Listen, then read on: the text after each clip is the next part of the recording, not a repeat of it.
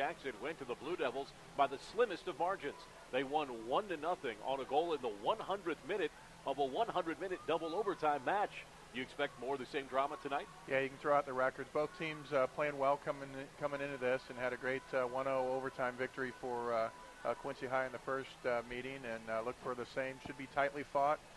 Two good goalkeepers in the nets and solid defense, and just like that first game, I think we'll see some great goal scoring chances. Now, the other thing we'll talk about as the match goes along tonight is now that the Raiders have been promoted, in air quotes, to 2A in the postseason, they'll be on the same track as far as match dates and so forth, with 2A for the Raiders and 3A for the Devils. We'll talk quite a bit about that as our match unfolds this evening. As for tonight's matchup here at Schling Stadium, the Blue Devils come in 11-5-1. The Raiders 11-6-1, as these two teams have both had tremendous success so far this season. As we count down to kickoff on WTAD, we'll talk it over with the head coaches, Greg Reese and Matt Longo. That's next. You're listening to Raiders Devils Soccer on Talk Radio 930 WTAD. It's coming to Quincy, and it's a game changer. Fiber is the fastest technology available, and Adams is bringing fiber to the home. Nothing else compares to fiber, and Adams will be connecting Quincy neighborhoods to this lightning-fast internet and telephone service with no gimmick pricing and local service. Find out how your neighborhood can become a fiberhood. Just take the quick survey at followthefiber.net. Adams, the better and now faster way to connect.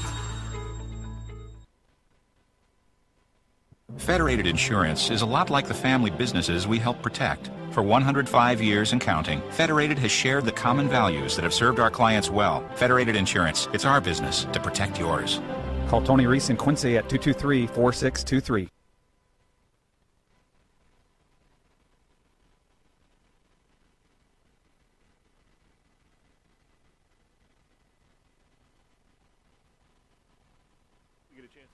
With Notre Dame head coach Greg Reese.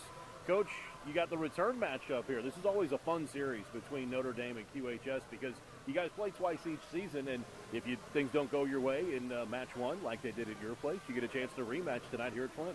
Yeah, the guys are looking forward to it. I mean, they were a little disappointed after the last game. I mean, giving up a goal with 20 seconds to go in the second overtime, it was a bitter pill to swallow. But I mean, we've bounced back. We've played pretty well since then, and I mean, they're looking forward to the night for the seniors. I mean, obviously, their last chance to play some of their buddies that they've grown up playing, and they're excited to play. You mentioned the Raiders have been playing pretty well since that double overtime loss. But this last week, you played some really good competition. Of course, Raiders will be in the 2A postseason this year. And things didn't always go your way as far as finishing and things like that on the road, with Viator and then a couple of other good teams. Yeah, we played St. Viator on Friday last week and lost 3-1, but we created several opportunities where realistically it could have been a 3-3 game. We just weren't able to finish and capitalize in that game, and then we bounced back on Saturday morning at 8 o'clock with a really short turnaround, and we were able to get a tie against Evanston, who was a 1 seed in 3A 16-team sectional. So I was pretty happy with that result. And then, unfortunately, we laid a little bit of an egg on Saturday at 11 o'clock against Sacred Heart. Gave up 2 really early goals in the first 10 minutes of the game. Tried to battle back, but were able to get one, but couldn't get the second one. So we ended up losing that game 2-1. But I mean, there's a lot of games in a short time frame, and unfortunately, we're not that deep at this point in the season. And so our guys logged a lot of minutes, and they came back. We practiced on Monday and yesterday, and they seem pretty well rested and ready to go. You've got the 2A challenge this year with the Raiders now in Class 2A for the postseason. You always play such a heavy schedule anyway. You get your team ready no matter what level you're going to play at. Anything that you expect differently other than there obviously being different teams in your postseason field? Not necessarily. I mean, because we've played Jacksonville, we've played Rochester, had very good results, beat them both at their places. And, I mean, the other two teams I don't really know anything about, but, I mean, my anticipation is that we'll probably have to play – or we play Rochester first, and if we're lucky enough to beat them on their home field again, then we'll turn around and probably have to play Jacksonville, which went up and watched last night, and they're a solid team. And but I mean, we proved to them earlier that we're capable as well, and we beat them up there on their home field one time before. So I mean, I think we can turn around and do it again. It's just a matter of if we can get on a roll, kind of get some goals coming back from Aubrey again, and move the ball around as well as what we have been and what we're capable of doing. I like our chances whoever we're playing. Good luck tonight. Good luck with that run through 2A. We'd love to come out and cover the Raiders on a deep run through state. Yeah, it sounds good to me, too. Hopefully we'll see you. We'll have more as our countdown to kickoff continues tonight on WTAD.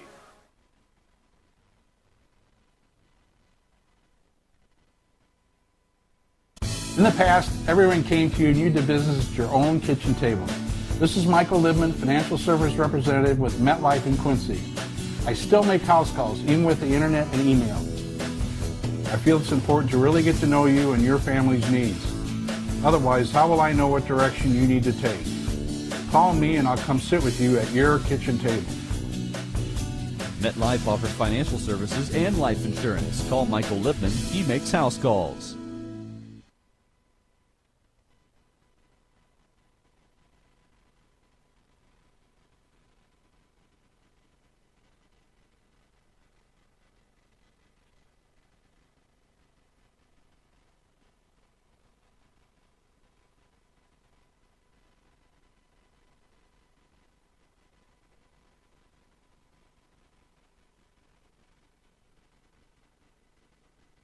WTAD, joined now by Matt Longo, the head coach of the Blue Devils. Coach, things have been shaping up for you guys fairly well of late. I know you said you've had a little trouble scoring goals, but you had 4 last night. So, your opinion isn't necessarily the same as everyone else's. You're used to being in charge of this high-powered attack. Well, last time we talked, I said as soon as we get to the point where we're not getting the opportunities, then we're going to have to make some changes. Well, the captains came to me. After we'd been shut out 2 games in a row and said we probably need to change some things up. So I'm always open for suggestions. Even though I'm old, I'm always open for suggestions. And we've made some changes. We've moved Riley Roth up top. It creates a lot more. We've taken Devin Watson, put him in midfield, and put Chris Clay back at the wing back and moved Braden Oaks into the middle. And we've had 2.5 games that way, and we've done well. And they believe in themselves, which I think is a part of it because of the struggles we went through. When I say struggles, I want to say we weren't struggling as a team. We just haven't struggled finishing as a team. And when I say as a team, it starts with defense, the midfield to the forwards. And we'll see. We did it against Cherry Creek, and we did it against trying to think of St. Thomas Aquinas, and then we finished up with the team from New Mexico. So I like what we're doing. Now we'll see what we do on a real big stage with a lot of people here tonight to see if they can stay focused and do what we've been trying to do for the last 3 games. Well, and you've got 2 weeks to make sure that's what you want to do going into the postseason. You'll be playing just 2 weeks from tomorrow. Yeah. Sean, you know as well as I do, as much as people like to look at your records, I've looked at this season a little bit different because we've really upped our schedule. I've looked at it as one great big practice, and we're learning, and we've done well. When we play well, we are a fun team to watch. When we can't score, I get highly mad at the sideline. And we've learned as a team, and we really have talked to each other, and we've worked this out. And like you said, we've got 2 weeks, but I'm very comfortable with where we're at with what we're doing. Making a change that late, some people might say you're in a panic stage. I'm not in a panic stage. This is their team, and I want them to feel comfortable, and I think it's worked so far. You had to go 100 minutes to find a goal last time you got together with Notre Dame. That was at 10th and Jackson. Things usually tend to play out a little bit differently here at Flint. We always seem to see the best of the offense for the Blue Devils here. I think you see a totally different game. I really do. Greg's team is a lot more seasoned than what they were the first time we played them. They've learned a lot this year as well as we have. They're used to the turf field now that they play on the turf field. I think you'll see 2 really good teams. Greg's team likes to possess the ball. We'll let them possess and try to step into the mistakes.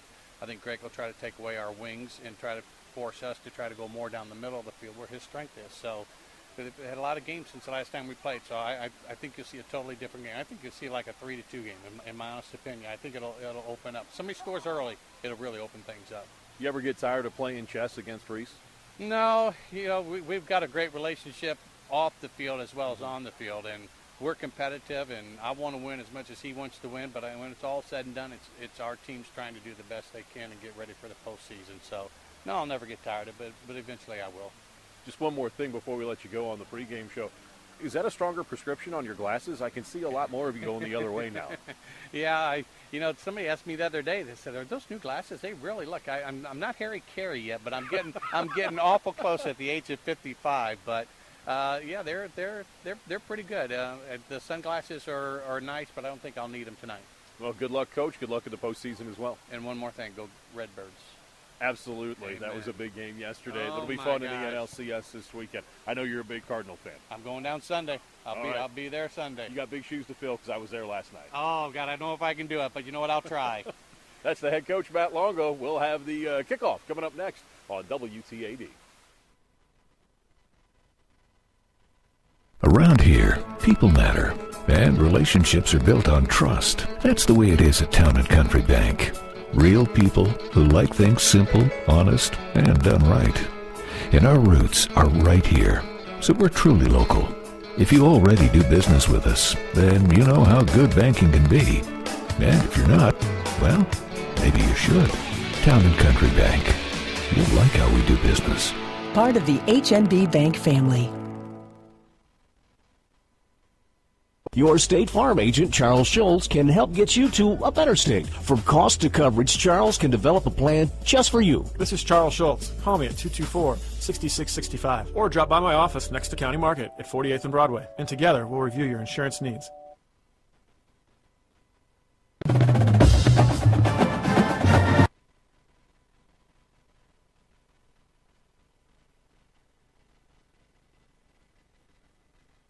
Radio 930 WTAD. Sean Seacrease along with Mark Thomas set for the second leg of this QND QHS matchup. Now, if you're a European soccer fan and you're thinking, well, in things like Champions League, they play home and away and it's aggregate goals. No, that's not the case here, Mark. No, only for the Mayor's Cup, is that right? Yeah. Don't they play for that still? So I wish they did. I think they do. I think they have that little Mayor's Trophy that they have at least in between the two coaches. So. Quincy High won 1-0 in a hard-fought game at 10th and Jackson, and I expect this game to be very well played, a lot of possession, and hopefully a lot of attacking.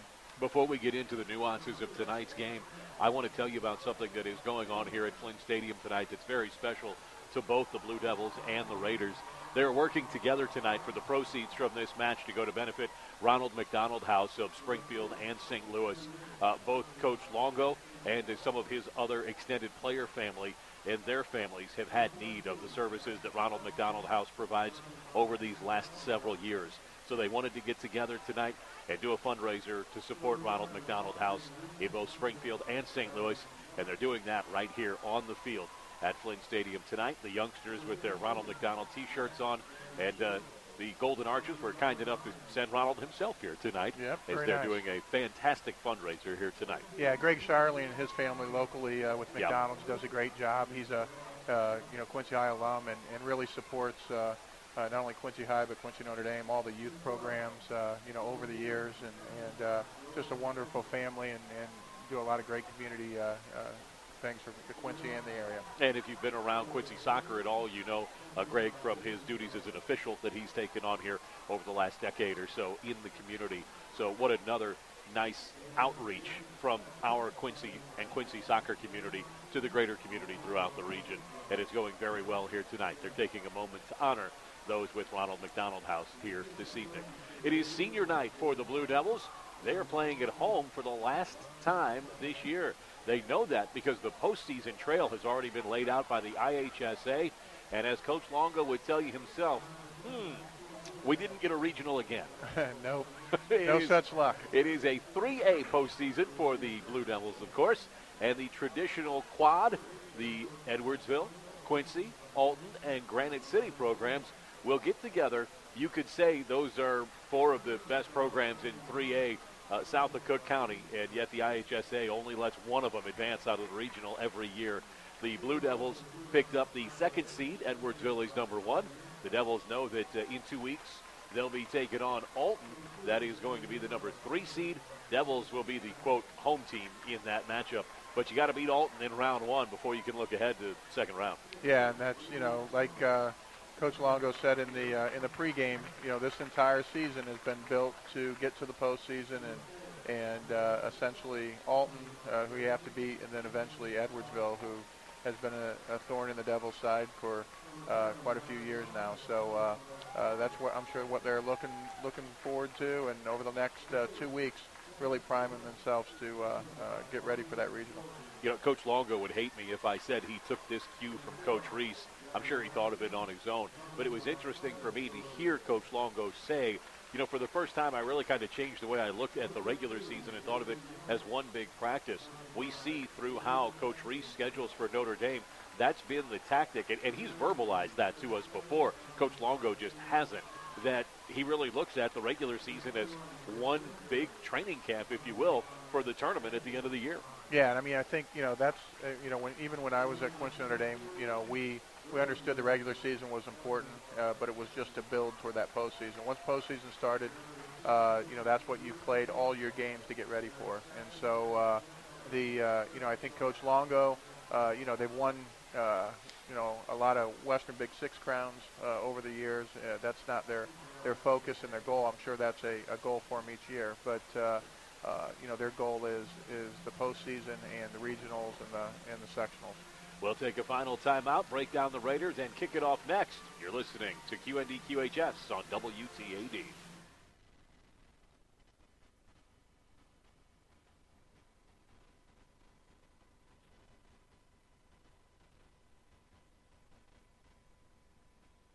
Oh, that story looks good. Let me click that link. What? Locked? Pay site? Why do they link stories that I can't see? I'm not paying for that. All of your online news at your fingertips is free on QuincyJournal.com. Quincy Journal also has a mobile site that fits your smartphone perfectly. And have you taken a peek at QJTV, QND Lady Raiders, Quincy High Blue Devils, QND Raiders games and more, live on QJTV. For the latest in politics, community news, and more, free every day, it's QuincyJournal.com.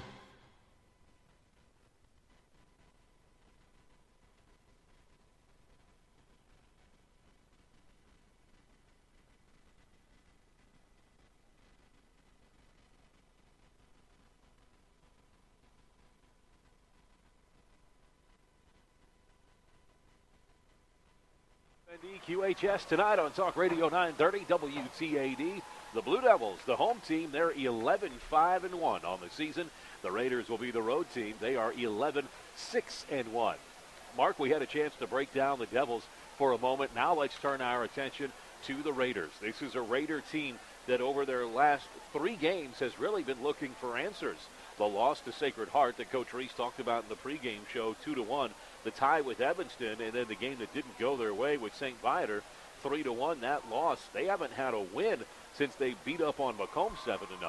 Yeah, I mean, I think, you know, if you talk to Coach Reese, another good stepping stone over the weekend. Evanston's a very, very good team year in, year out, program-wise. Same thing with Viator. They've had good battles with Quincy Notre Dame over the years, and Greg knows their coach, Taylor, very well. And then, you could tell the disappointment with the Sacred Heart, how they came out. And I think one of the things he kind of alluded to was the depth of Quincy Notre Dame. They just, numbers-wise, to play, 3 games in that span is pretty difficult for them. So that might have played a little part into it, and they're looking to bounce back here.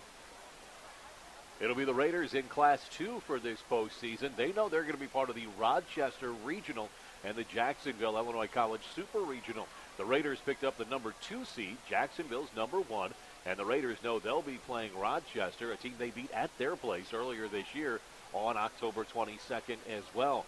So the Raiders, they'll need to win on the road again if they're going to advance through to their regional final. And that's not as easy as it sounds to do. Yes, they enjoyed some success playing Rochester and Jacksonville this year, but coming around that second time, you can't guarantee anything. No, you can't. And I mean, Rochester, both on the boys' side and the girls' side. Last spring, the Rochester girls got them, and Quincy Notre Dame, after getting the new field down at 10th and Jackson, now we'll be going back to natural grass for Rochester, and that's a big change. So Greg will look to hopefully, like they did in the Jacksonville game early, jump on them, get ahead, and play from ahead, which they always seem to do well on.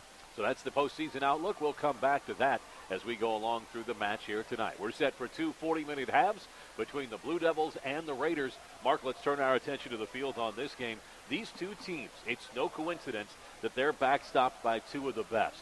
First of all, the senior for Quincy High, Tyler Gerst. He's going to wear the garish Blaze safety orange here tonight in gold, number 0. He's got 10 shutouts and 11 wins for the Blue Devils. Yeah, and that's where Quincy High's really hung their hat because, like Coach Longo was talking about in the pregame, they've had difficulty scoring goals at certain times, and they've played a heck of a schedule. And so, Gerst has been big in the net. Defensively, they played well, not giving up a lot of goals, and which has kept them in a lot of games. And so it's interesting to hear Coach Longo think that this might be a 3-2 game because unless someone scores early to open it up, I don't know if that's going to happen.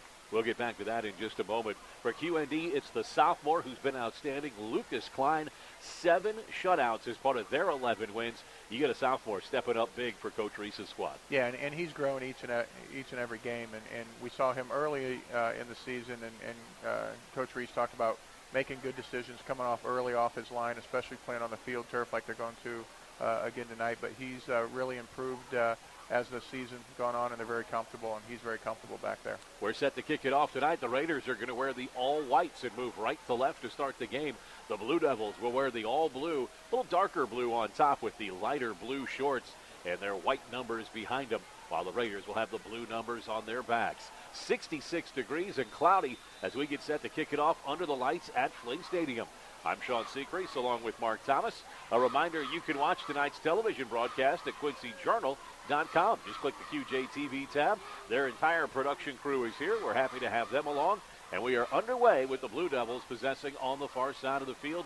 Pass up the far side sideline is too far, and that's going to roll out of bounds. Throw in coming up for the Raiders.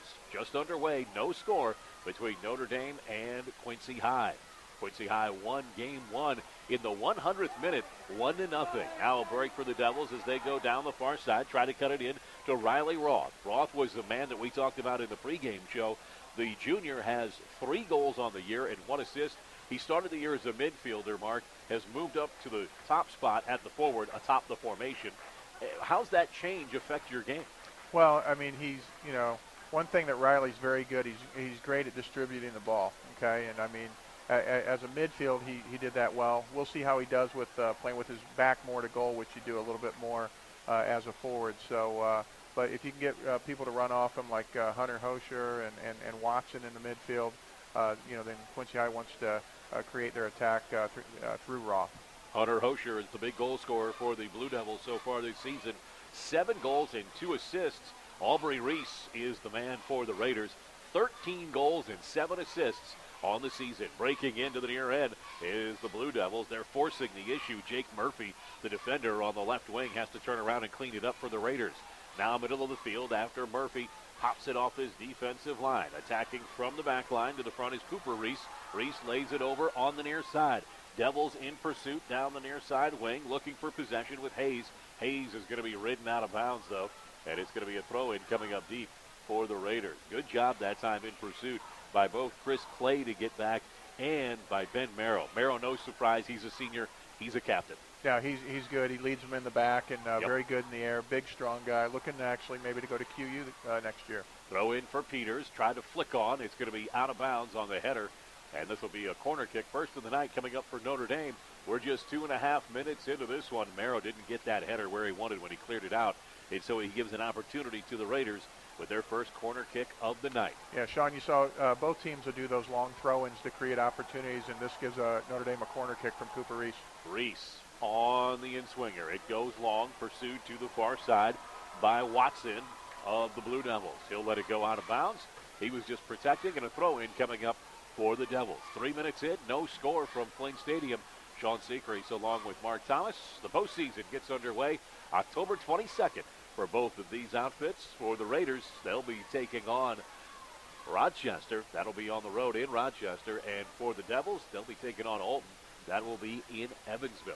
Good luck to both teams in the postseason. Raiders step into this one, have it middle of the field for Reese. Reese dispossessed at the last moment as he tried to go left to right. Good hard work underneath by DJ Sohn. Now back to the near side, stepping up into it, the defenseman Murphy for the Raiders. Murphy, nice diagonal cut to the far side, middle of the field. Oh, running after it and just getting there late on the attempted pass was Cole Hayes. Hayes, 2 goals as a sophomore for this Raider outfit, and he looked to have something developing on a nice back and forth pass attempt. Yeah, good idea there from Notre Dame, connecting on a couple passes and then just couldn't get it into Cole's feet there and went to Gerst. Murphy to the near side, now Becker. Becker He's going to look for help. He's going to have it knocked away from him by Hosher, and Hosher, he picks up a throw-in for the Devils along the near side. That throw-in going to come from the hands of Chris Clay.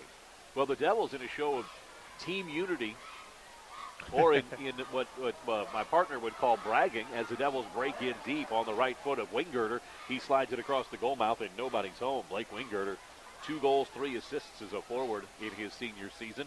The Blue Devils have decided to show their team unity by dyeing their hair blonde. Yep, they got a lot of blondes out on the field, and it's tough to see who's who. Got to go by more numbers. Raiders in pursuit. Devils just walk it all the way back to Gers. Dangerous play by Merrill, but there's some trust there between the two seniors, Merrill and Gerst, the keeper.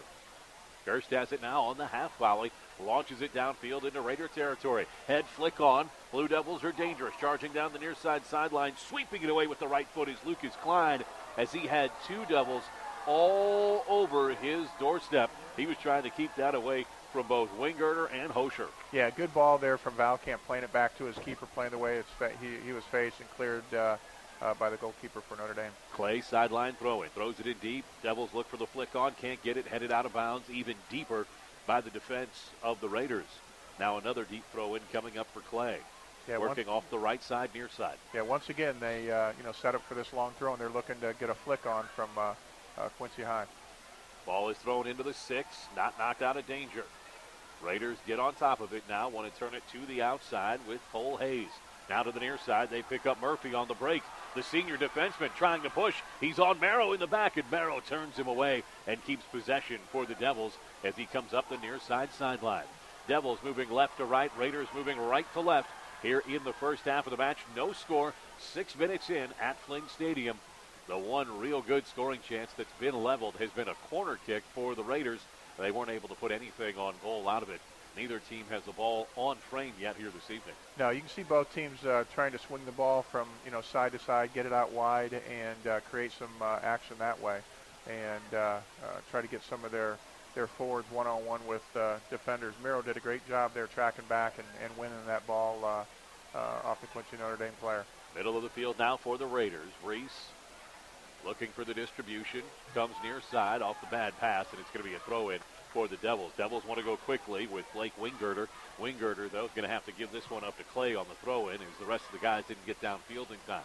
Wingirter's taking that unity haircut to the next level by mohawking it. He shaved the sides and left the blonde mohawk. Yep, must be a thing the ladies like. That's your area of expertise, partner. Your area. 7 minutes in, we are scoreless here at Fling Stadium on a beautiful night for soccer. Handled on the near side by Aubrey Reese. Reese draws triple coverage, plays it back to the back as the Raiders want to set it up with their center back, Logan Fry. Fry, the senior, 5'9", about 150 pounds. They really trust him back there in the middle. Fry comes forward, takes away a developing play in, and the Raiders have possession again. Well, it seems that Coach Longo's prediction has come true so far. Raiders have been content to possess, and the Devils have been trying to step in and take it away to create counterattacks. Yeah, and Coach Reese will always, have his teams try to play some possession, keep possession of the ball, and work it up, try to play side to side. Quincy High has some good speed in the attack, and they're trying to win that ball and counter quickly and see if they can find little slots through the Notre Dame defense, which they did very well in the previous game at 10th and Jackson. Yeah, especially in that first overtime. They were really, I thought, the most dangerous of any of those 100 minutes. Yeah, for sure. And, if you remember, Wingirter had 3 or 4 chances that either goalkeepers made a good save or he didn't put it on the frame. And be interesting if he gets those chances here tonight. Peters, middle of the field, possession for the Raiders, taken away now by the Devils. Devils want to work it back, dispossessed, picked up by Reese. Devils really working hard in the middle with DJ Sohn. Sohn, just a sophomore, gives them so much in the middle of the field. Now to the near side, the overlapping run from Murphy, the defender. Can't make the cross off the left foot. It's going to go out of bounds over the end line, and it'll be a goal kick coming up for the Blue Devils. 8 minutes in, scoreless here at Flint Stadium. Yeah, Murphy making a good run there out of the back. He's the wing back and got that ball up the sideline, and Notre Dame not too happy with that call from the official. Thought they had earned a corner kick. We'd like to thank our producer tonight, Bruce Terstege, back in the under construction WTAD studios. Yes, there's a bit of a renovation going on there, so Bruce not as comfortable as he usually is in those palatial digs. We thank you for toughing it out, big fella, so we can do the match tonight here from Flynn Stadium. Possession upfield by Hunter Hosher. Hosher with the bright blonde hair and that familiar number 4 on his back. He's not a big target guy like you were, but he's fast, he's good with his feet, and he really knows his angles, it seems like, when he looks to attack the back line. Yeah, he's very creative, very dangerous when he gets the ball. Likes to take people one-on-one, and anytime he gets a chance or a sniff at goal, he likes to take that opportunity. But his junior year, he scored more goals. This year, he hasn't had as many chances to score. They played some very good opponents and just haven't created as much as they did the previous year. But very good players, Hunter.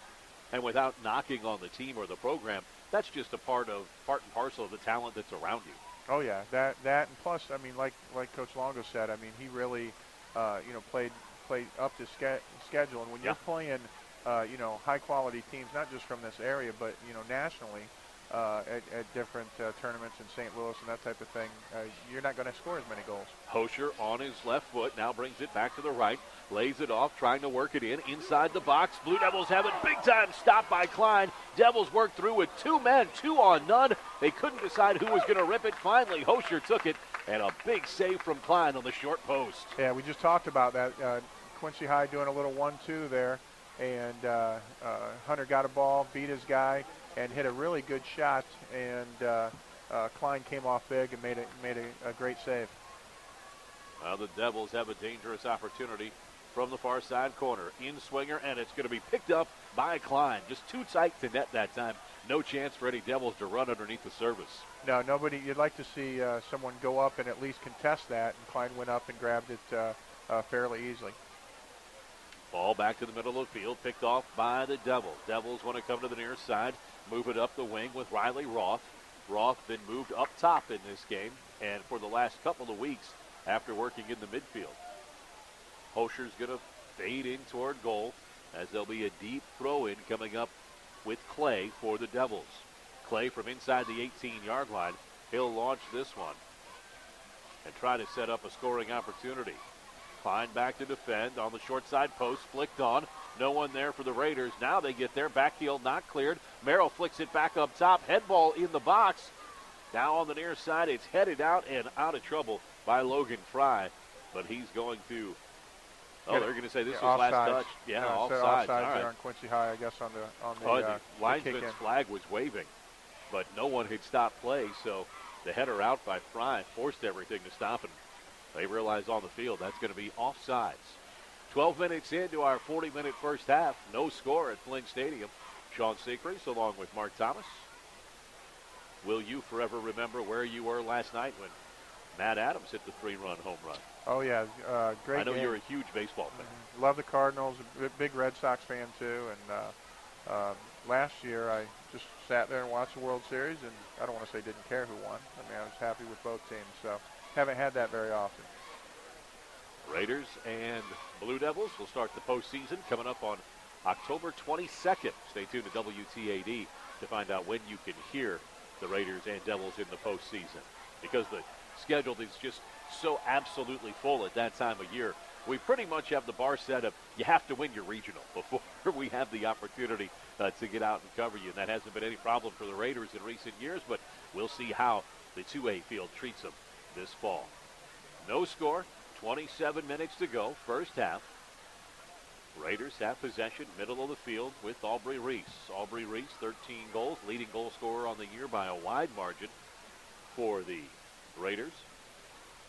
Cooper Reese with 12 of his own. So they have, 25 of the, 37 goals on the season. So between the two of them, that's the lion's share. Middle of the field for Reese. Plays it back now onto the feet of Murphy. Murphy, his pass cut off by Sohn in the middle of the field. That's going to come square to Clay, near side. Clay under pursuit from Becker. Becker can't get there. Now Clay going to play it up the wing. Clay looking down the right side. He was looking to spring his target man up front. That was Colby Rodemick, but he couldn't get away.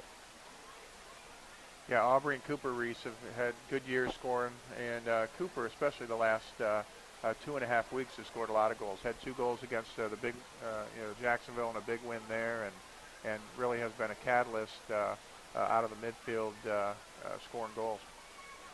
And when a goal scorer gets hot, you know that because, well, obviously the ball's going in the back of the net, but does the game just slow down for you? Are you getting yourself in better position?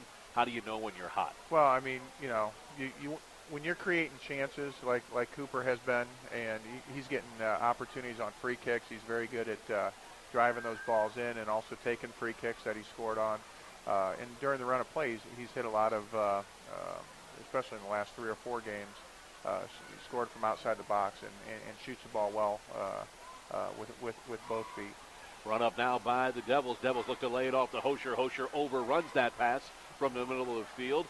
Tumbled top over tea kettle that time is Murphy, but he'll get up and he's just fine. It'll be a deep throw in on the near side for the Devils. Clay's going to take this throw in.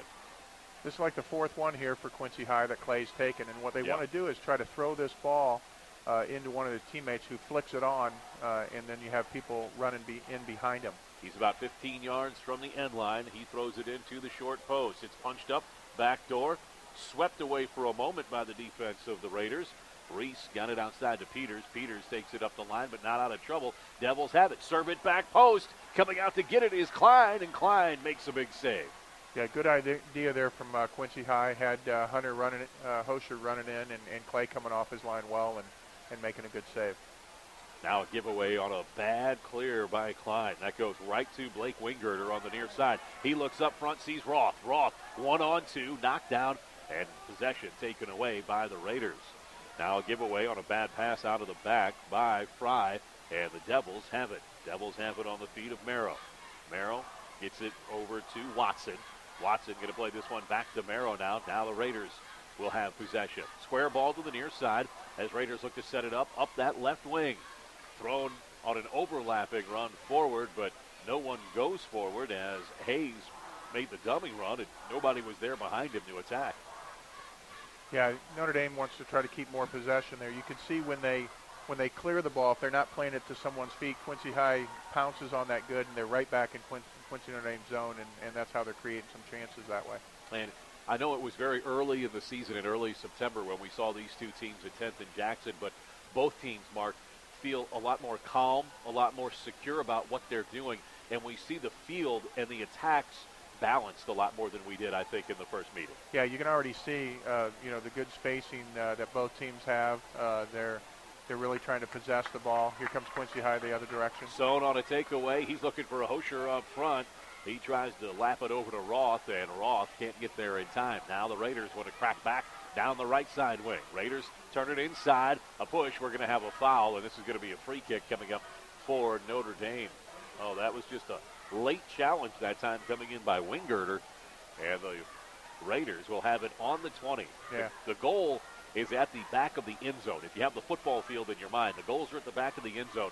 The field is essentially 120 yards from end to end, and so this ball's 30 yards away from goal, far side of the field. Yeah, and Cooper Reese again on this free kick, which he plays these balls in well. Reese on the free kick. Back post. Instead it ends up on net, and a great save by Gerst. Gerst had to adjust as he was fading to the back post. Then he gathered himself, reached up for the save. Yeah, Gerst did a good job there, not being fooled on that ball from Cooper, who swung it in with his right foot, and Gerst made a more difficult save look very easy. Just over 22 minutes to go. We are scoreless at Flynn Stadium. Sean Secrease along with Mark Thomas, Raiders and Blue Devils. Raiders come into this one 11-6-1. Devils 11-5-1 on the season, and both have played top-notch competition. So even though you don't have a gaudy stat line like 17-2-1 or something like that, I'd argue with the schedule these two clubs have played, 11-6-1 essentially is a gaudy season. No, they definitely, both teams have put together a schedule that's preparing them for the postseason, and both these records are very good. Just under 22 minutes to go, first half. Scoreless at Flynn Stadium. Completely under the lights now as the final vestiges of daylight have trailed off. Short entrance to the far side. Cooper gets it back out top now to Reese. Reese, ball is free, going with the left foot, sweeping it in toward goal. Not much on that attempt, but that's all right. You just get it on frame and see what happens after that low shot by Dickerman. To the near side. And out of bounds off of Notre Dame. It'll be a throw-in coming up for the Blue Devils. Devils, they haven't rushed the possession as much as I thought they would. They're sitting back and really just trying to kind of shoot the passing lanes, if you will. Yeah, I thought they'd come out with a little more kind of direct approach Yeah. and really attack Quincy Notre Dame, but they've gone when they've been able to. But I thought they'd keep a little bit more possession, and Notre Dame's kind of had strung more passes together. Quincy High's done a good job once they won the ball in Notre Dame's end to attack, and that's how they've created some chances that way. Throw in coming up for the Blue Devils again, right in front of the Raider bench on the right end of the field. Raiders get to it, headed out with Fry. It's up along the line now to Dickerman. Dickerman looks middle of the field. That's going to be pulled down by Sohn for the Devils. Sohn, the only one without the blonde hair. So at, 5'5", he's pretty easy to pick out in the dark blue jersey. Clear comes to the near side sideline, not out, and it stays in play. Now whistled out by the linesman off the touch on the near side sideline. So the Raiders getting back in a hurry with Jacob Becker on the near side sideline as he was just trying to tightrope it, couldn't quite keep it in. Yeah, good try there by Becker, and here's another long throw in from Quincy High. To the short post, flicked on and right into the arms of the waiting Lucas Klein. Well, Klein had that ball fine to him. Yeah, no, if you saw that on the QuincyJournal.com, that worked out exactly how Quincy High wanted. They would flick that ball on. They had a runner running in behind to the near post, and just couldn't get there before Klein made the save. Halfway home in this first half at Flynn Stadium, and we are still scoreless. So Coach Longo's prediction that someone would score early and open this up hasn't come to pass. No, and it's tough. I mean, one, you're going to only get so many chances in these games, and if you don't take advantage, similar to, Hunter Hosher had that point-blank opportunity. Klein was up to the task and made the save, but you don't get those chances that often. Flick on by the Devils. Hosher is there. Raiders regroup, take it away. Come to the near side with Cooper Reese. Reese on his right foot, cuts it back to the left. Outside flick with the right foot, trying to curl it forward for Little. And Mac Little, who came off the bench in this first match in early September, finds himself part of the starting lineup now and part of the force du jour up top for these Raiders. Played on the outside now to Beckerman. Beckerman on the left foot. He tries to step in around Clay, his opposite 19, and it's going to be knocked off Beckerman and out of bounds. It'll be a goal kick coming up for the Blue Devils. Yeah, saw a good play there from Ben Merrill. Rather than clearing the ball and giving Notre Dame a throw, and he just stepped over it and let the ball go out of bounds, and now his team has a goal kick. So good veteran play there from Merrill. Just over 18 minutes to go, first half, still scoreless here at Flame Stadium. You can watch tonight's telecast at QuincyJournal.com. Just surf over to QuincyJournal.com, click the QJTV tab, and select QND QHS Soccer on the Journal, and enjoy tonight's telecast with live coverage from myself, Sean Seacrest, and my co-conspirator, Mark Thomas. That's right. If I'm going down, you're going down. Clay on the clear for the Devils on the near side, middle of the field. He's trying to hook up with Cooper Larson, who is in there for the Blue Devils. Now the Raiders have it. Want to come up the near side sideline for Little. Little instead is dispossessed. It's knocked back. Chasing is Reese. He's getting help from Murphy on the near side. And it's back to the middle of the field inside the big Q for the Blue Devils. Devils want to switch fields and go to the far side for Hosher. Hosher can't quite catch up, and the Raiders knock it away. Middle of the field picked up by the Devils. Devils want to roll it back, and they pick up Wingirter. Wingirter steps over the top, gets it to Noakes. Noakes, he was a defender early in the season, and he was part of the transition that Coach Longo talked about in the pregame show, Mark. Noakes has moved up from defense to midfield. Yeah, he's playing in the midfield now, and you still have defensive responsibilities. Oh, there. yeah, for sure. And I think, in their system, he plays a little bit kind of more of a defensive midfielder, and you'll have, J.D. Sohn in front of him, and then, they've moved Riley Roth up top, so, out of the midfield. But Noakes is in there and has been doing a good job these last 3 or 4 games. Sohn's going to come off for a minute, get a rest. Alec Askey is going to come in, the junior. I'd love to put a pedometer on Sohn and see how far he runs in a match, because he's always moved, never ceases to be at probably 80% of top speed. Down the far side sideline, Raiders break in. Want to play it square to the middle. Nobody's home. Easy takeaway for Watson. one of the captains for the Devils. He lights it up the far side. Pursuit by Hosher. Hosher defended there by Volkamp. Hosher swings it in with the right foot, looking inside. He can't quite find Roth. Instead, it's popped up by the Raiders and ultimately knocked out. Now a whistle by the centerman, and we're going to have a foul against the Devils, and it'll be a free kick coming up for the Raiders. Another good idea there from Hunter. Beat his guy off the dribble and try to play that into to Riley Roth, and Notre Dame up to the task defensively. So far, Notre Dame's done a good job of keeping their shape in the back and not giving a lot of opportunities, especially through the slots like we saw in that first game down at 10th and Jackson. I just want to take a minute and share something that listeners have the opportunity to be part of that you don't often get and certainly don't always get, and that is as the Raiders going to have to clear their back line 1 against 4 here for the Blue Devils. Raiders doing a good job of forcing it outside, but the Devils staying right on top of it up the near side. Back heel flick and getting there just at the last second. In pursuit was Chandler Fay, but that's going to be offsides, and so it'll be a free kick coming up for the Raiders. What they don't always get the opportunity for is the really insider look at the program that both Coach Reese and Coach Longo really give us when we come out and cover these matches. They give you details about what's going on in their clubhouses. Long shot, and it's in the back of the net off the near side. Just a surprise opportunity right at the middle of the field, and taking advantage of it was Devin Watson for the Blue Devils. He had his back to goal, was looking for someone to flare off of him, and when no white shirt picked him up, he just turned around, put the left foot to it, and surprised everyone, including us and Lucas Klein, tucking it in the near side corner. 1-0 Blue Devils. Yeah, Devin found himself with some space, probably 30 yards out, had his back to goal, turned, no one closed, and he said, you know what, I'm going to hit this ball. He hit it with his left foot, kept it nice and low, and on this field turf, it scooted and kind of snuck up on Klein and into the lower right corner of the goal. Devin Watson makes it 1-0 Blue Devils here with 15 minutes to go in the first half. That goal comes in the 26th minute.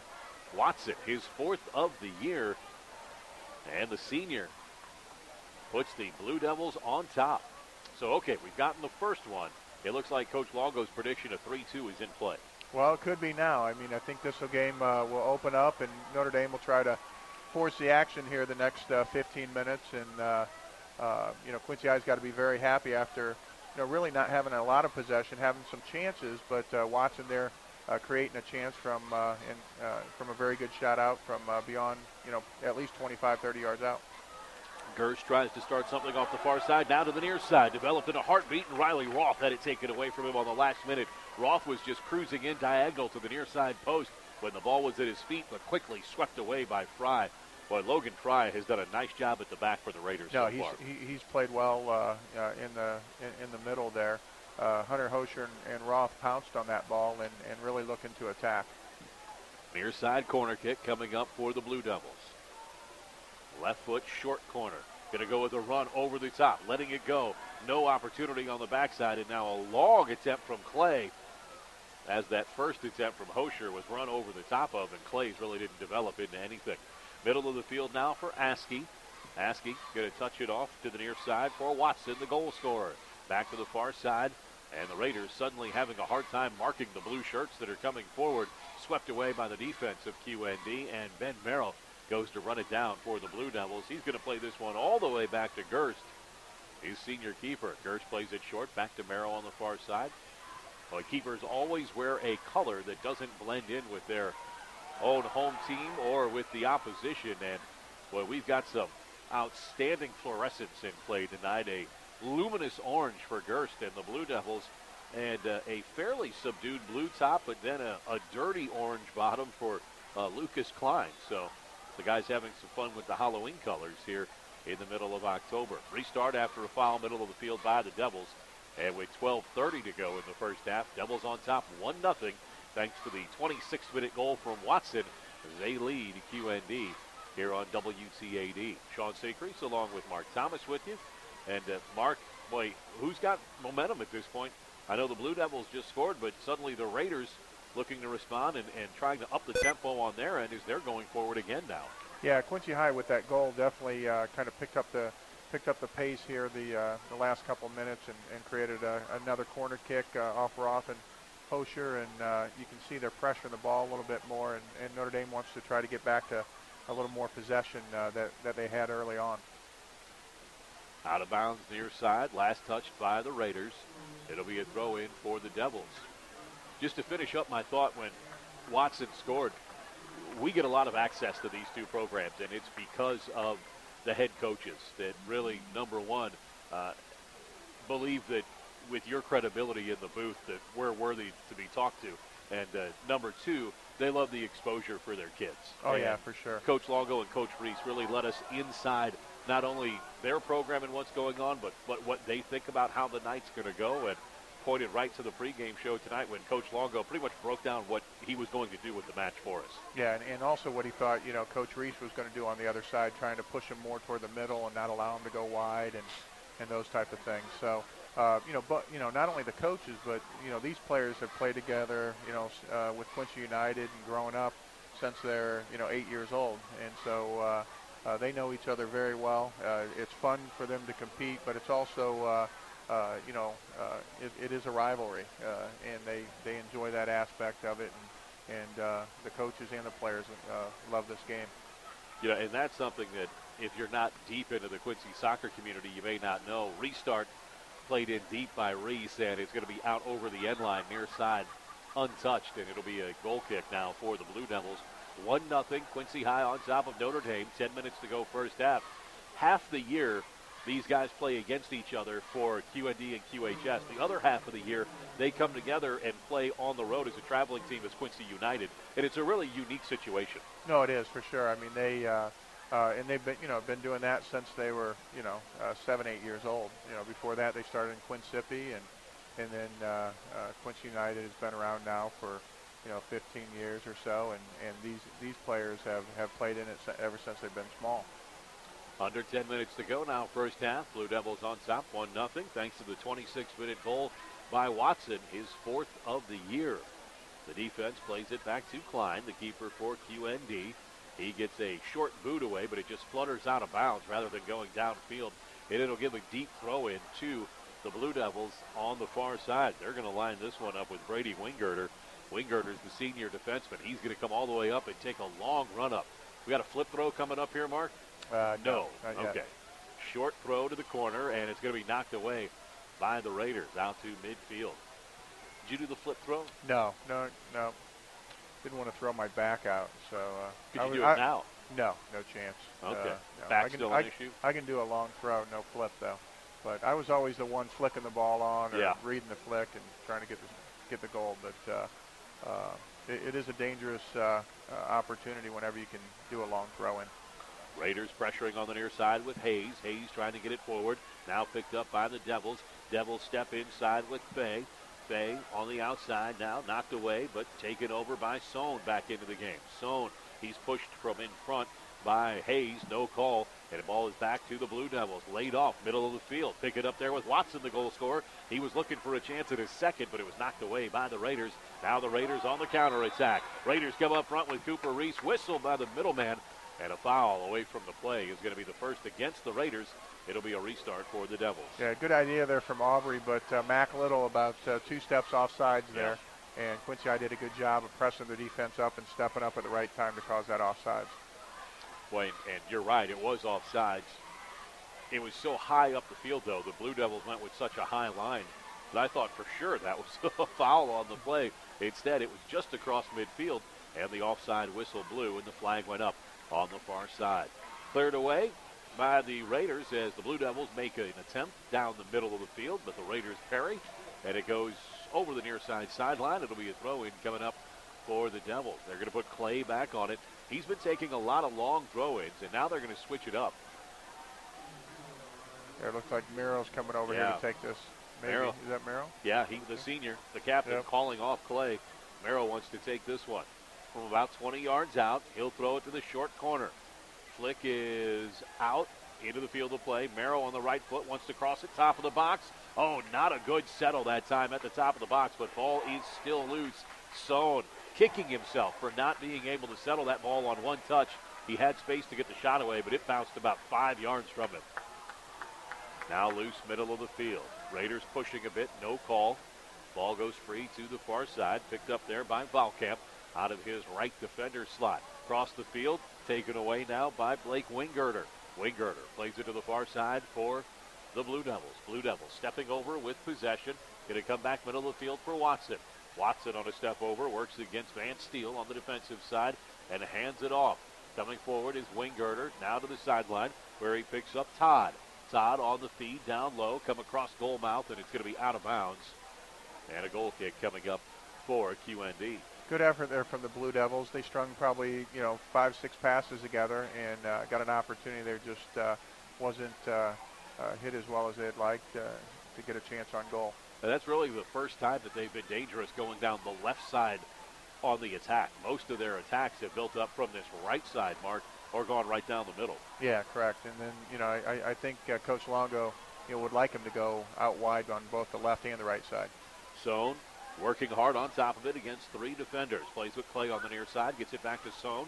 Sohn taps it forward, now looks forward, shielding his man off and turning is Fay. Fay down the right side, cuts it back. Nobody is there except for Murphy for the defense, and Murphy plays it over the sideline and out of bounds.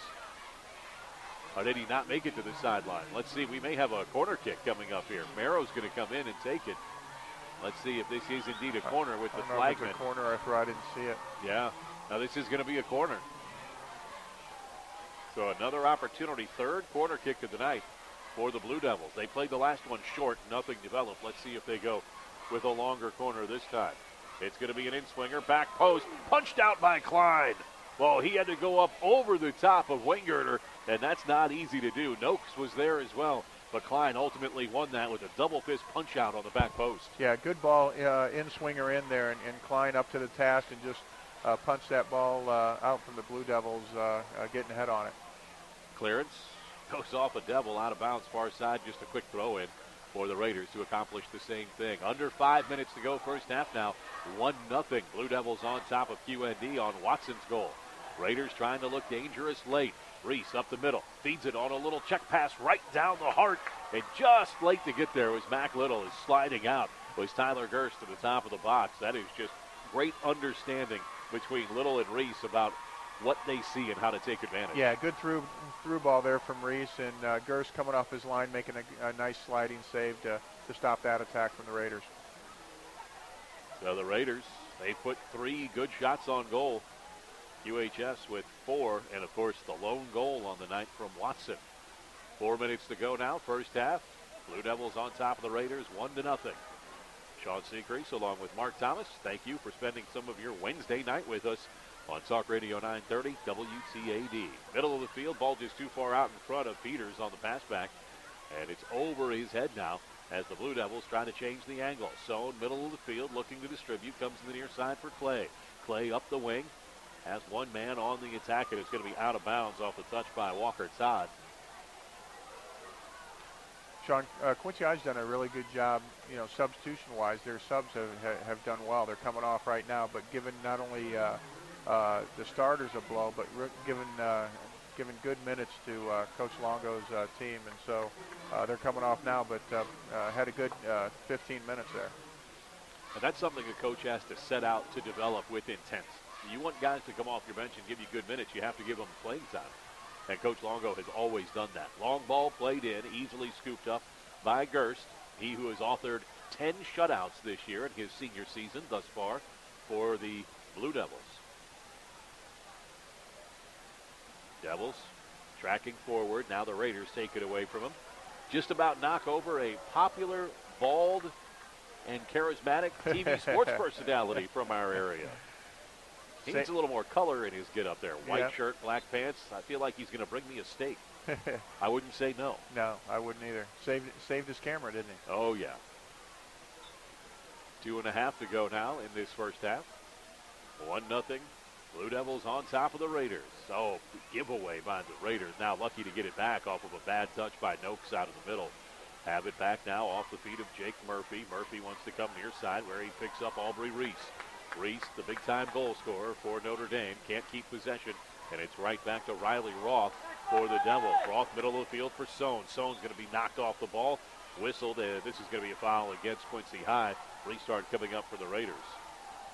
Fourth foul whistled against the Blue Devils here tonight. Just one against QND.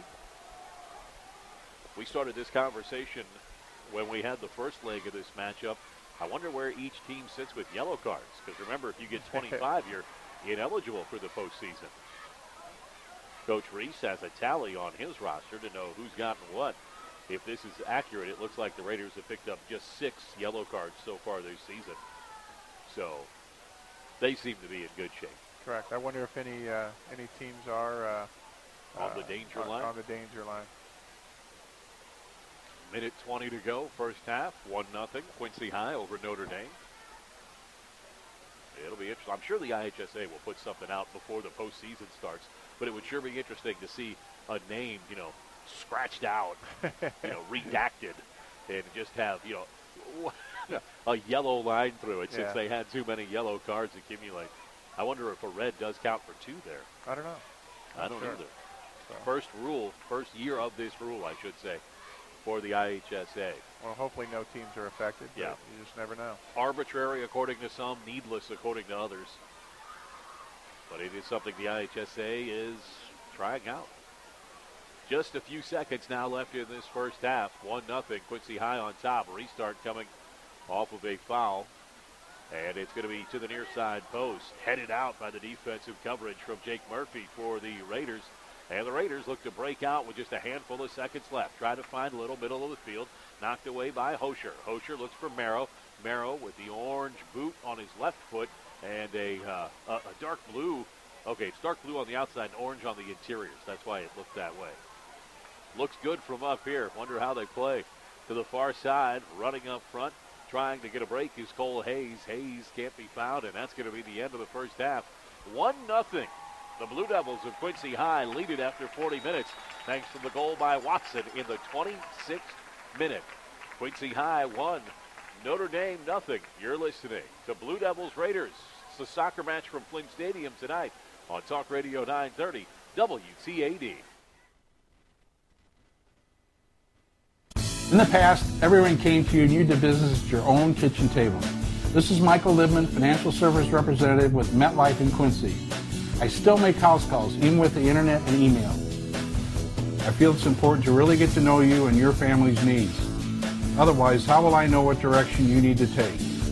Call me and I'll come sit with you at your kitchen table. MetLife offers financial services and life insurance. Call Michael Lipman. He makes house calls.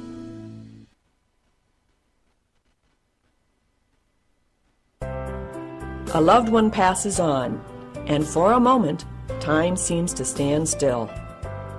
My husband was my whole world. We spent so much time together. Making funeral arrangements is never easy. We can help you create a ceremony with sensitivity, compassion, and respect. Hanson Spear Funeral Home, celebrating a life well lived.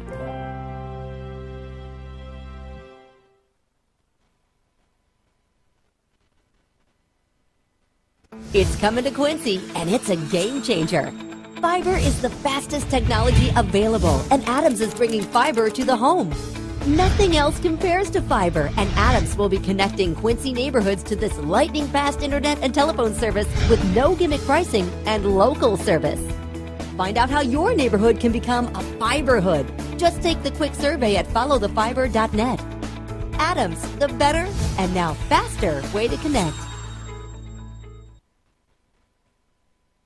Federated Insurance is a lot like the family businesses we help protect. For 105 years and counting, Federated has shared the common values that have served our clients well. Federated Insurance, it's our business to protect yours.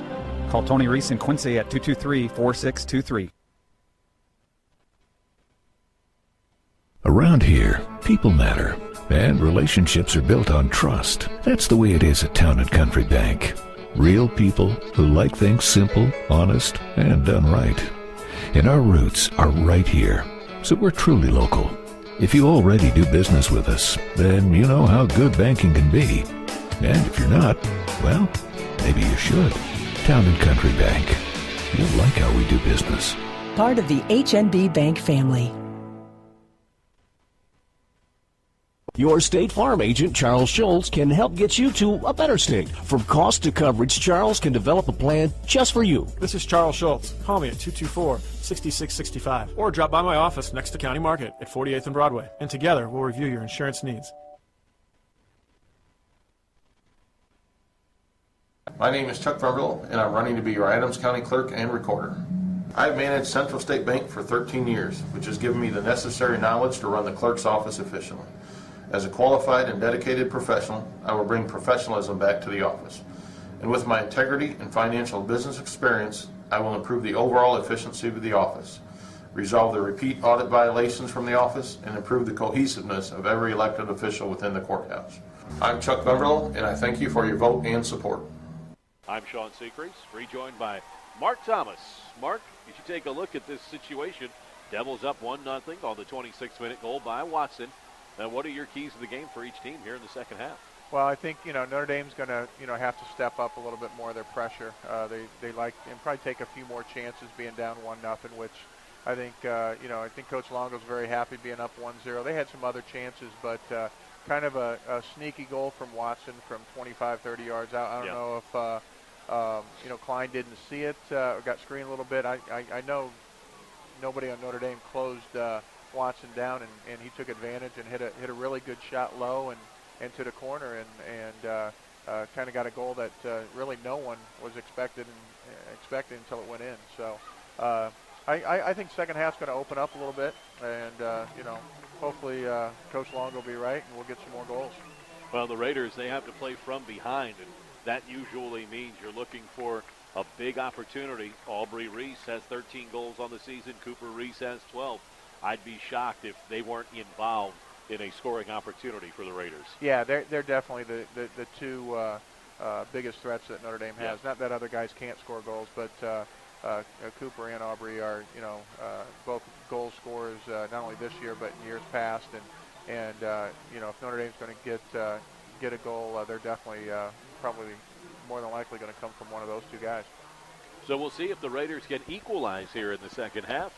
They'll change end of the field. The Raiders will move from left to right, while the Devils move right to left here in the second half. Just a reminder about tonight's effort that is being undertaken by both Quincy High and Quincy Notre Dame in concert, and that is that this is a fundraiser for Ronald McDonald House of Springfield and St. Louis, and it is just an excellent way to kind of show that, we compete on the field, but we do things that are bigger than us whenever we come together. Yeah, and Quincy High's done some great things with this rivalry over the years. I think last year or 2 years ago they had breast cancer awareness, and a lot of the money going toward that. And so, just using this platform to make people aware and go to great causes. We are underway in the second half. The Blue Devils have it to start, and they'll give it away down the near side. Raiders pick it up on the feet of Peters. Peters immediately dispossessed by Hosher. Hosher trying to run in the corner. Hosher working against the defense of Clate, and Clate forces him to the end line. Hosher on the cross, can't get it where he wants it. That'll be knocked out of bounds near side. Throw in coming up for the Devils. Winggerter going to take this throw in. He and Clay pretty much split the throw-ins for the Devils in offensive territory in the first half. Winggerter on the flick to the short post, headed down out of bounds over the end line, and it'll be a goal kick coming up for the Raiders. And now they're going to be a corner. Well, the Raiders doing a nice job of deking it. I thought that went off the head of Evan Riggs, but it is ruled the corner, and going to take it Blake Winggerter. Winggerter with that blonde mohawk.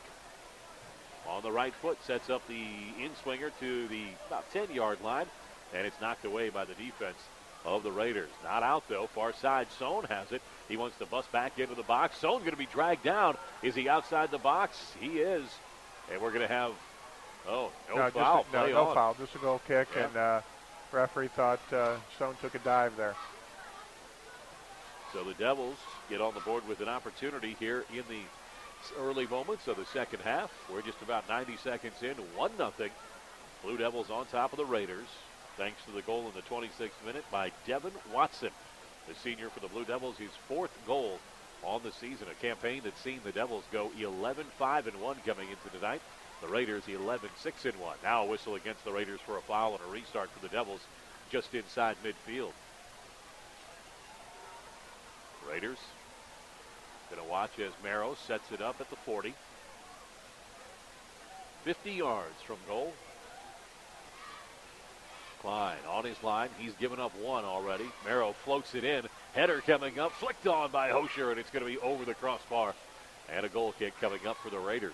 Yeah, good ball there from Merrow.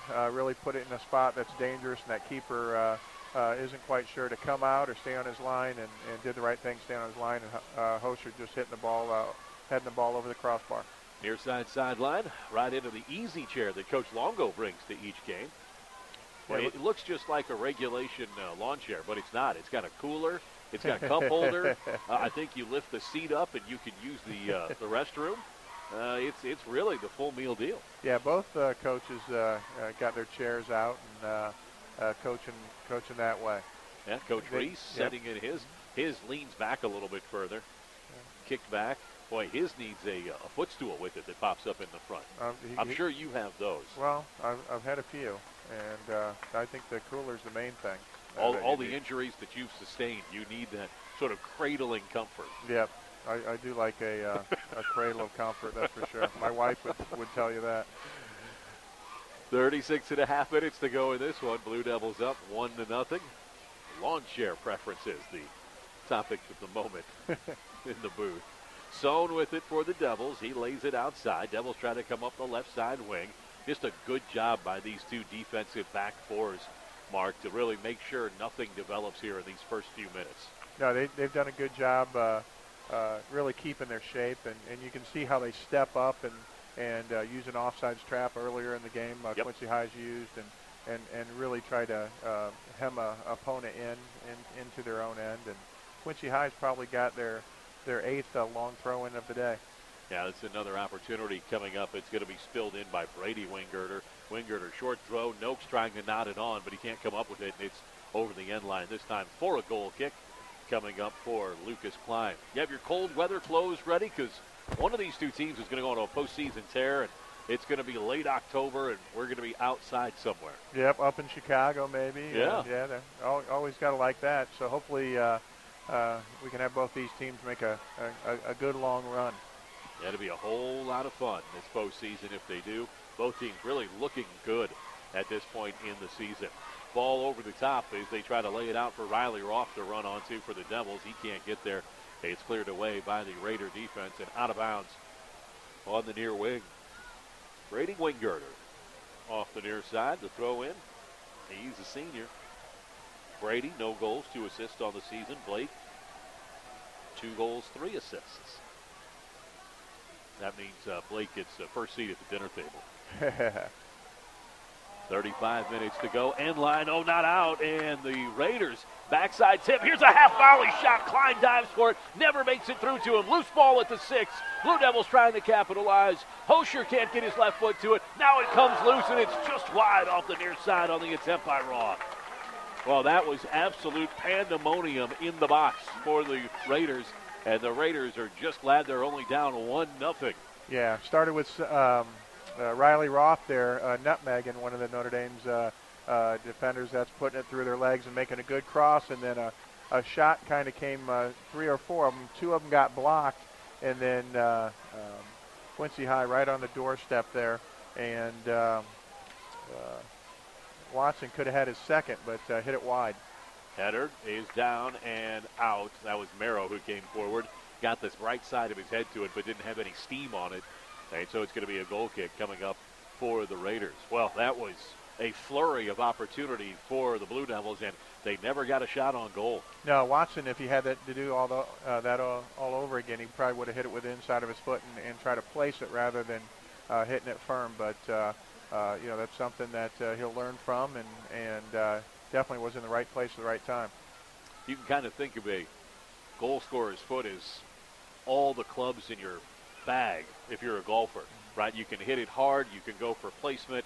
You can try to put some spin on it and pick a corner. You've got a lot of options. Yeah, and I mean, depending where you're at on the field, Watson's goal he hit with his instep, which is his laces, okay, and he hit it for power because he was so far out, and that's why he struck it that way. That one he hit it with his laces too, and he wasn't as far out, so he'd probably be better served trying to place that with the inside of your foot, which is almost like a putter in a golf bag. And so that's the most accurate way to kick a soccer ball.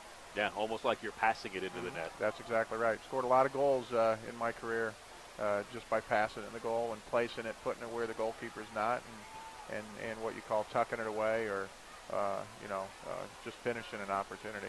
I learned that from you all these years together.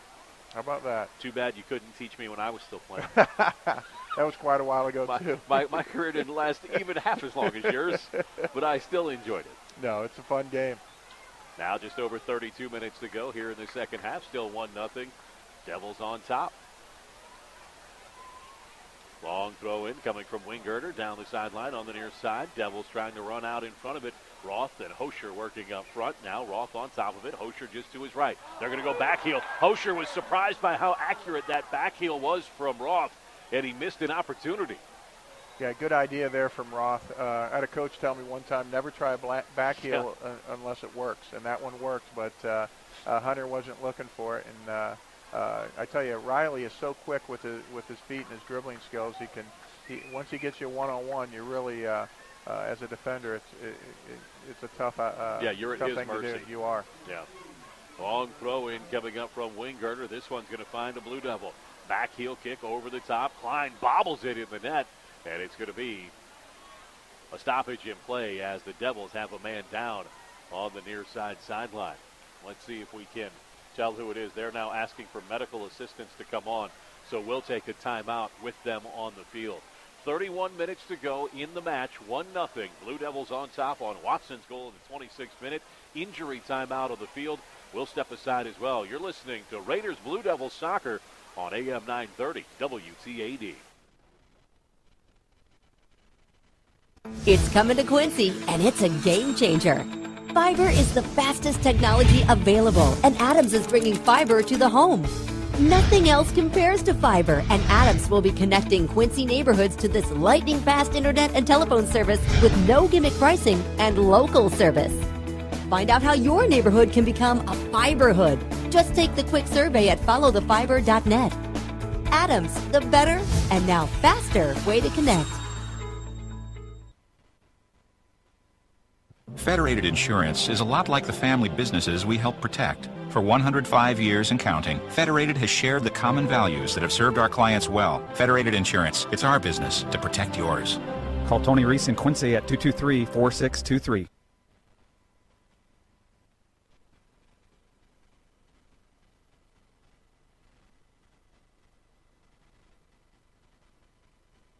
Blue Devils on WTAD. It's the Crosstown Derby, as Quaid, our host of the Watchman, likes to call it. If you haven't checked that show out, 9:30 Saturday mornings, and available wherever you download your podcasts. Well, Mark Thomas, 31 minutes to go here in the match, and the Blue Devils on top 1-0, looking to make it 2. Long throw in from Wingirter, and the header on goal to Klein right into the breadbasket. A save easy to make that time. Yeah, probably the 9th long throw in from Quincy High, and they've had some dangerous opportunities off that. That's their first shot on goal here in the second half. The injured man was Blake Wingirter, and we think he rolled his left ankle by the attention they were giving him and then how he walked kind of coming off the field. He was off under his own power. They're looking at him on the sideline, and hopefully he'll be just fine and be able to get back into this game. So it looks like a left ankle for Wingirter. Raiders play it back now to the keeper, Klein. Klein puts the right boot to it, right up the middle. He finds Reese. Reese on the run, now Peters. Back to Reese.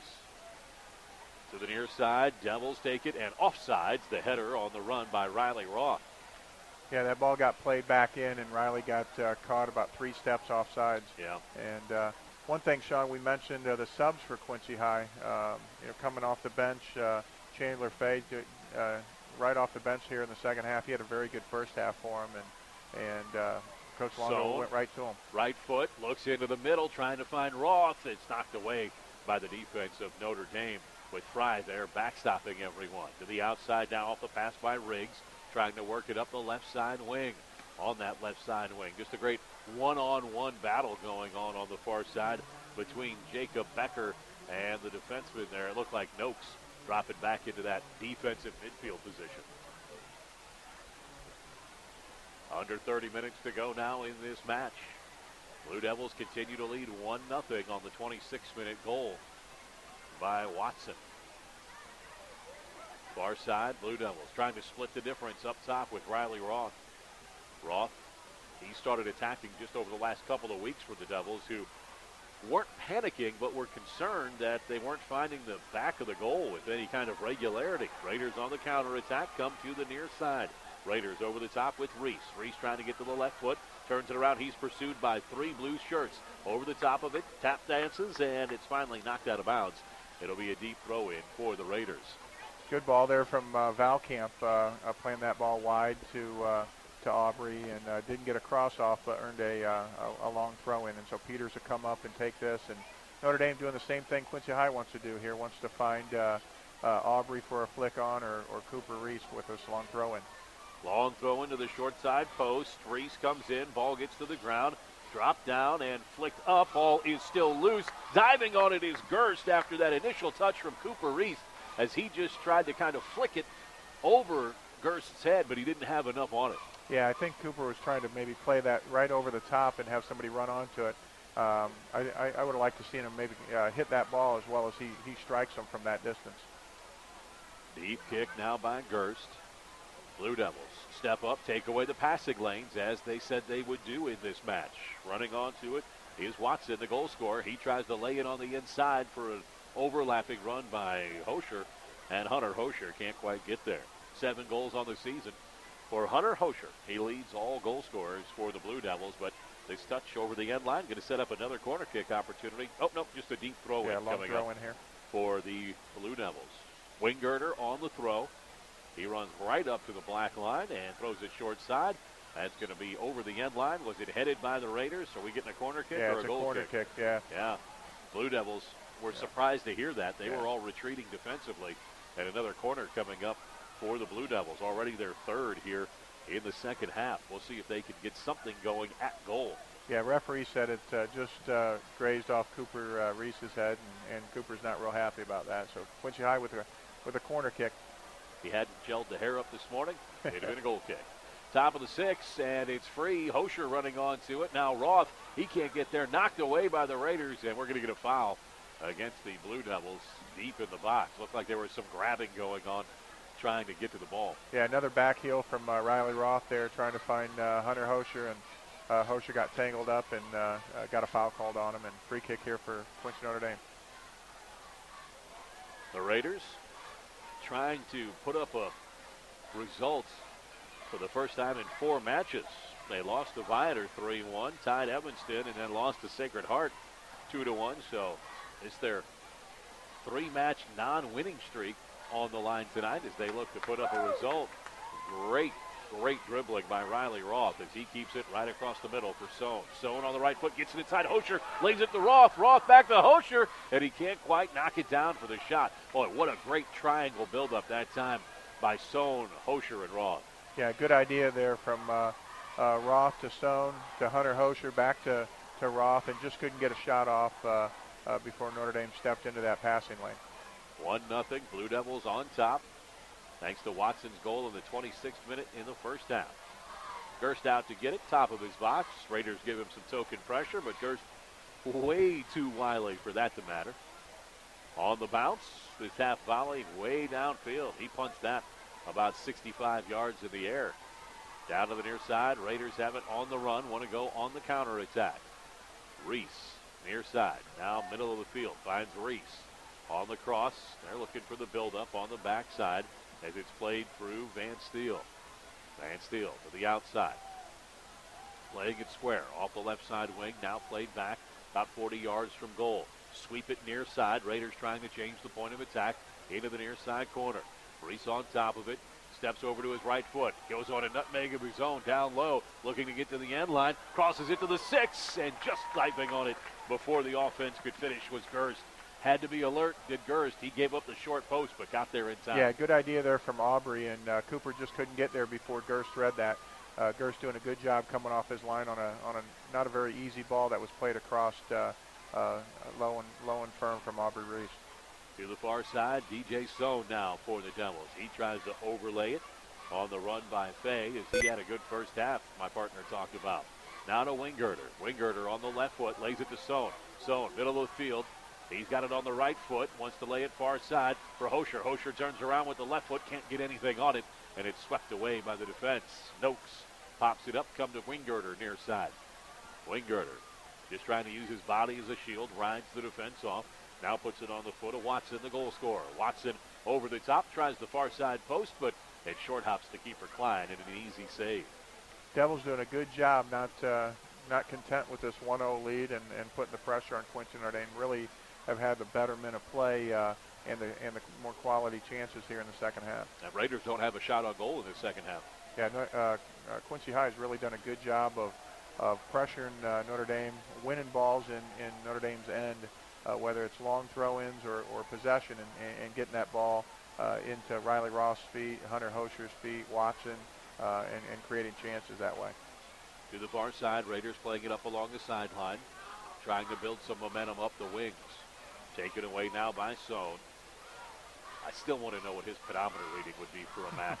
Sohn, he is just an absolute workhorse. And unlike guys like Wingirter and Noakes, Sohn doesn't have those long legs to just eat up ground.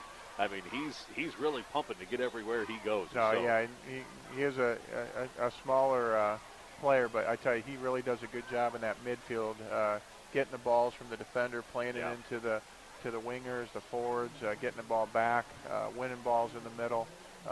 Makes a lot of runs inside that, if you want to say the football area. Now a foul just in the Devils side of midfield, and a restart coming up for the Raiders.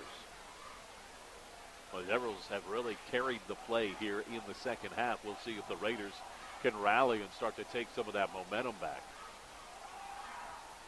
Raiders ready to serve it in. Going to set up a back post, and the service is knocked away by the Blue Devils. Raiders get back on top of it. Want to come all the way to the near side for Cooper Reese. Reese going to go right foot again, laid into the middle, and a big save by Gerst, redirected by Hayes on the touch. Hayes was looking to the near side post that Gerst had given up and just couldn't get enough foot to it to redirect that pass. Yeah, redirected just a little bit, but not enough to really change the direction of the ball, and Gerst there and made a good save. Boy, that is a fantastic reaction save. That was a tougher save than you would think just watching it, because he had to start coming to the short side post to get there just in case Hayes was able to redirect the ball, and then to go back on the back foot and take that one away as it popped up. That was a big-time save by the senior Gerst. You can see why. He's got 10 clean sheets on 11 wins. He just seemingly takes everything away. Yeah, he really read that well and made a good diving save to his right. You could see how much more of a dangerous that ball was coming from this angle, wide in there, where it allowed players to get in from Notre Dame to get that chance, and Gerst up to the task, diving to his right there. Raiders continuing to try and look for the leveler. They trail the Blue Devils of Quincy High 1-0. Just over 20 minutes to go in the match. And I forgot to ask the coaches what they were going to do about overtime tonight. I imagine it'll be the same plan as we had at 10th and Jackson, if necessary. 2 10 minutes and no penalty kicks. Yeah, I would assume so too. Although this late in the season, the Blue Devils did just play last night with a 4-0 win over Galesburg, assuring themselves of at least a tie for the Western Big Six crown, a crown that really should say Quincy Blue Devils on it. So in middle of the field, he has it knocked away by Valkamp, and it comes free now to Reese. Now they're going to go with a restart here for Reese. With that win last night, the Devils now, since 1985, have won 17 titles outright and shared it another 7 times. That means in that ensuing 30-year window, they have had their name on the trophy mark 24 of 30 possible times. Yeah, no, they've definitely dominated that conference in soccer, and really is the premier soccer program in that conference. The Western Big Six soccer crown, Devil Blue. Popped straight up by Noakes in his own end. Raiders on top of it, turn middle of the field for Reese. Reese has it on his left foot and some room. Looks to the far side where he's trying to pick up a run from Becker but can't get it through to him. Now middle of the field for the Blue Devils. Under 20 minutes to go in the match. Raiders just try to run through Sohn, middle of the field. Sohn so wily, so strong on his feet, keeps the ball. Now a kick on the backside, and we may have our first card of the match, and Sohn is going to get it because Sohn took his right leg right through Cole Hayes. Yeah, I think the reason he got that was not only for that tackle, but the referee had talked to him earlier about 2 or 3 minutes ago, and that's what he's telling Coach Longo there. And then when they got Sohn and Hayes got tangled up, the referee said, hey, I gave you a warning earlier. I'm going to give you a yellow card now. So Sohn comes out just for briefly. I'm sure Coach Longo will get him back in there. So a yellow card for the Blue Devils here. I meant to ask both coaches about that in the pregame show, and we just ran out of time. Both of them, Coach Reese and Coach Longo, always ask me, you watch an NFL game or a major college game, and it's pulling teeth. Here's the service in from midfield by Reese. Doesn't find anyone on the end of it. It's pulling teeth to get a coach to answer questions. Ball's loose inside the 6 and knocked away at the last minute by the Devils on the outside. So a corner kick coming up for the Raiders. Like pulling teeth to get them to answer that one question as they head off at halftime. Coach Longo, Coach Reese always ask me, you want to talk to me at halftime? Do you want to talk to me after the game? They're willing. Oh, yeah. No, they'd love to give insight and, would like to. I know, we try to get them to talk after the game, and IHSA sometimes doesn't allow that. But here's the cross on the corner, and it goes right through the heart of the 6, and no one gets to it. So a goal kick coming up for the Blue Devils. Raiders wanted to do more with that corner. Yeah, I mean, that's one of the few chances they've had, this half. They've had a couple opportunities here in the last 4 minutes, and be interesting with 18 minutes to go to see if they pick up their level of play and try to push some guys forward. Only 2 entries on the match sheet tonight. Watson's goal for the Devils in the 26th minute. That's 1-0. Quincy High leading Quincy Notre Dame. And then in the 61st minute, the yellow card to Sohn. And that's it. We've had an outstanding up and down, back and forth match. Each keeper has made at least one outstanding save, Mark. And we've seen Lucas Klein make a couple. Yeah, Klein made the early one on Hosher, point blank. And then Gerst here, the last couple minutes, has had to make some saves, diving to his right and to his left. Raiders at their own back line, toe poke it forward. Looking for Reese. Reese, he quick cuts it to the inside for Peters. On the overlap, just using the body. Now Peters trying to play it right off the defense. Instead, it's going to be knocked out by the Blue Devils. And a throw-in coming for the Raiders on the near side sideline, just in front of their own bench. Wingert doing a good job there as the left back, getting back on defense and winning that ball from Peters. And now Peters going to do a long throw and probably play it a little shorter to Reese here. He gets it to Reese. Reese brings it down with the right foot in that familiar corner on the near side. He'll walk it there and try and get the corner kick. This isn't necessarily a go toward goal. This is a go toward a corner kick. And it's going to be out of bounds. And it's going to be a throw-in for the Devils. So Reese just ran out of room to tango in the corner. Yeah, he couldn't ever get turned and faced the Quincy High defenders, and Quincy High did a good job, pushed him to the sideline and earning a throw-in for the Blue Devils. Devils at the middle of the field, looking to run across and down hard, and getting back up and then falling momentarily. Is that number 5, Drew Chisholm? Yeah, that is Chisholm. Yeah. He was really hit hard, the sophomore. Yeah. And he did a good job in the first half too. John coming off the bench, giving him 10 minutes, works hard, a lot of energy up there. Well, and like Sohn, not big bodies in the middle of the field either for the Devils this year. No, but work rate's there, good fitness level. Gets the ball quickly and plays it, to his teammates and runs off of them. Passing the 65-minute mark in this 80-minute match. 1-0, Devils on top. Sean Secrease along with Mark Thomas.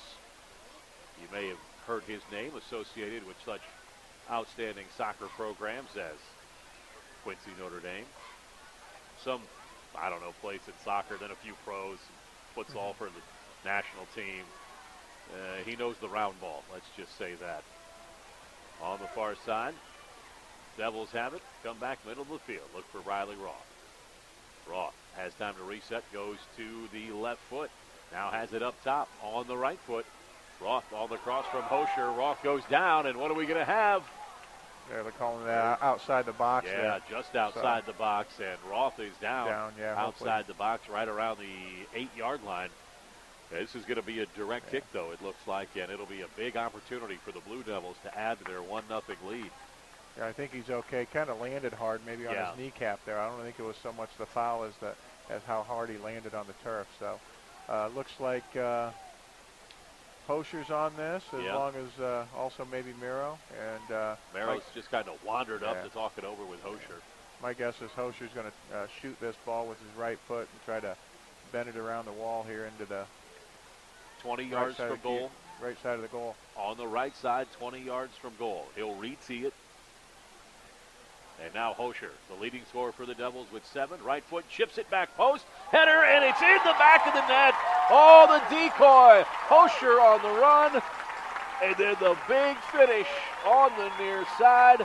And the Devils have 2 from Watson tonight.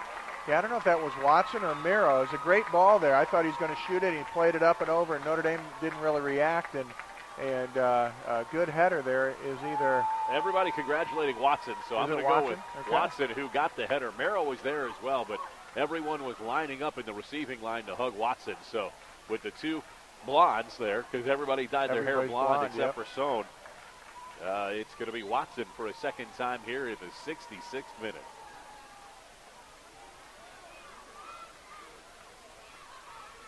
Watson gets his 5th, second of the match. On the assist by Hosher. Hosher for the season, his 3rd assist.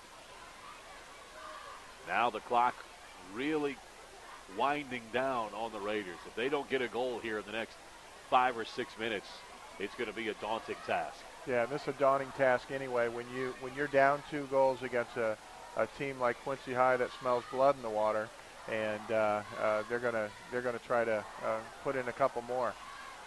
Raiders on the run, getting forward. Now we're going to get a foul late against the Blue Devils, and this is going to be a dangerous opportunity for the Raiders to strike back and make it a game again.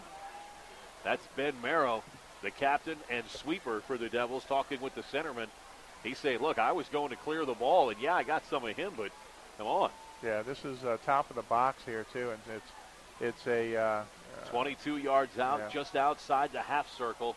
It's going to be Reese, Cooper Reese on it. And I'd be really surprised if he didn't shoot this. Oh, so would I. Reese, right foot, powers it through, and it's just high and wide. That may have clipped someone on the line. Let's see if it's going to be a corner kick. It looked like it will be coming up for Notre Dame. Yeah, got deflected there and got a corner kick. Good idea there from Cooper. Just skimmed off the defender and went wide. So the Raiders looking to draw themselves back into this game. Down 2-0, under 13 minutes to play now.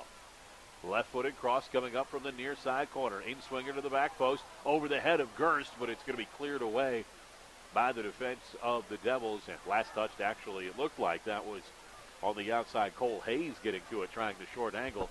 Must have been, because this will be a goal kick for the Devils.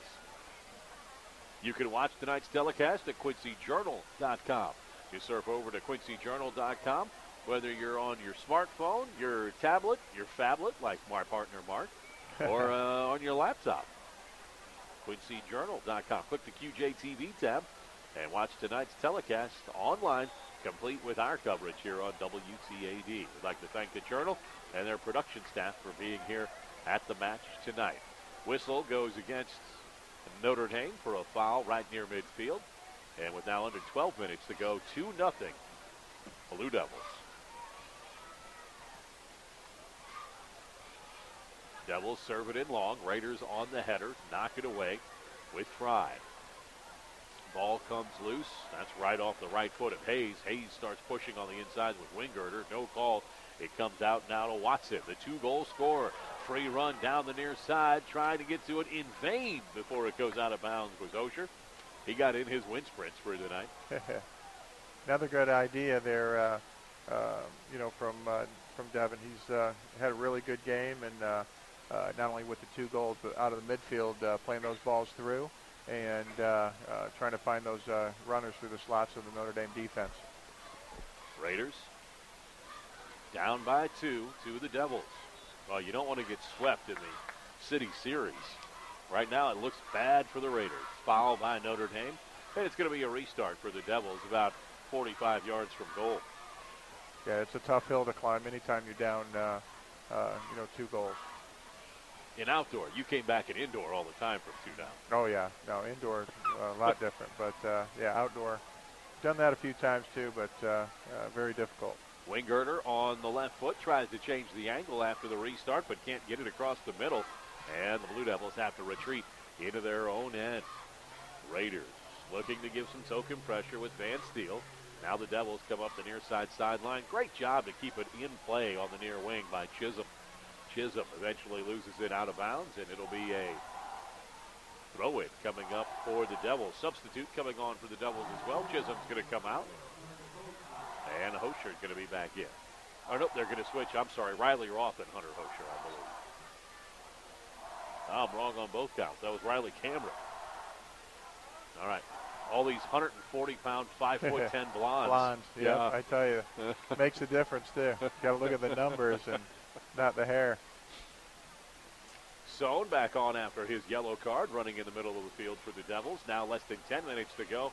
Quincy up 2-0 over Notre Dame. Sliding out his Klein to make sure nothing goes wrong on that loose ball in. Both teams looking forward to the postseason, Mark. Let's start with the Raiders. They get the number 2 seed in the Rochester Regional in 2A. They'll be taking on Rochester, a team they beat at Rochester earlier this year. Notre Dame now in 2A. They have a combination of the multiplier and the success multiplier catapulting them up from 1A to 2A.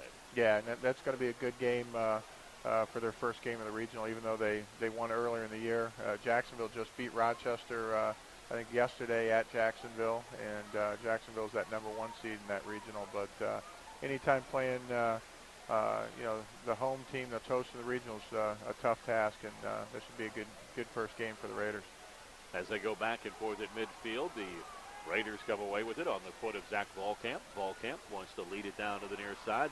Blue Devils get back and sweep it away. That's going to be a corner kick coming up for the Raiders after that Blue Devil clearance just spun over their own end line. Yeah, good ball there from Hayes, playing that ball to Volkamp, who was coming out of his defender role and earning a corner kick for Notre Dame. If Notre Dame wants to get it back in this game, they really need to finish a chance here off this corner kick. Left foot in swinger set up for Notre Dame. Looks like they're going to start their break from just inside the 18-yard line. Start up, everybody set along the back post.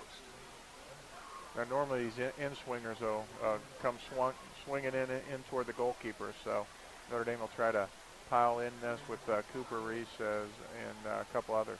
Crash that 6-yard line.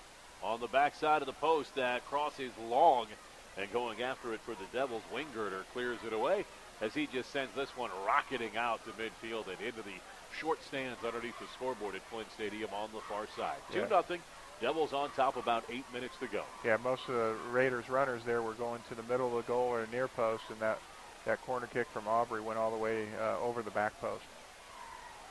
Raiders try to come to the near side, stolen away, and going to be a handball. Yeah.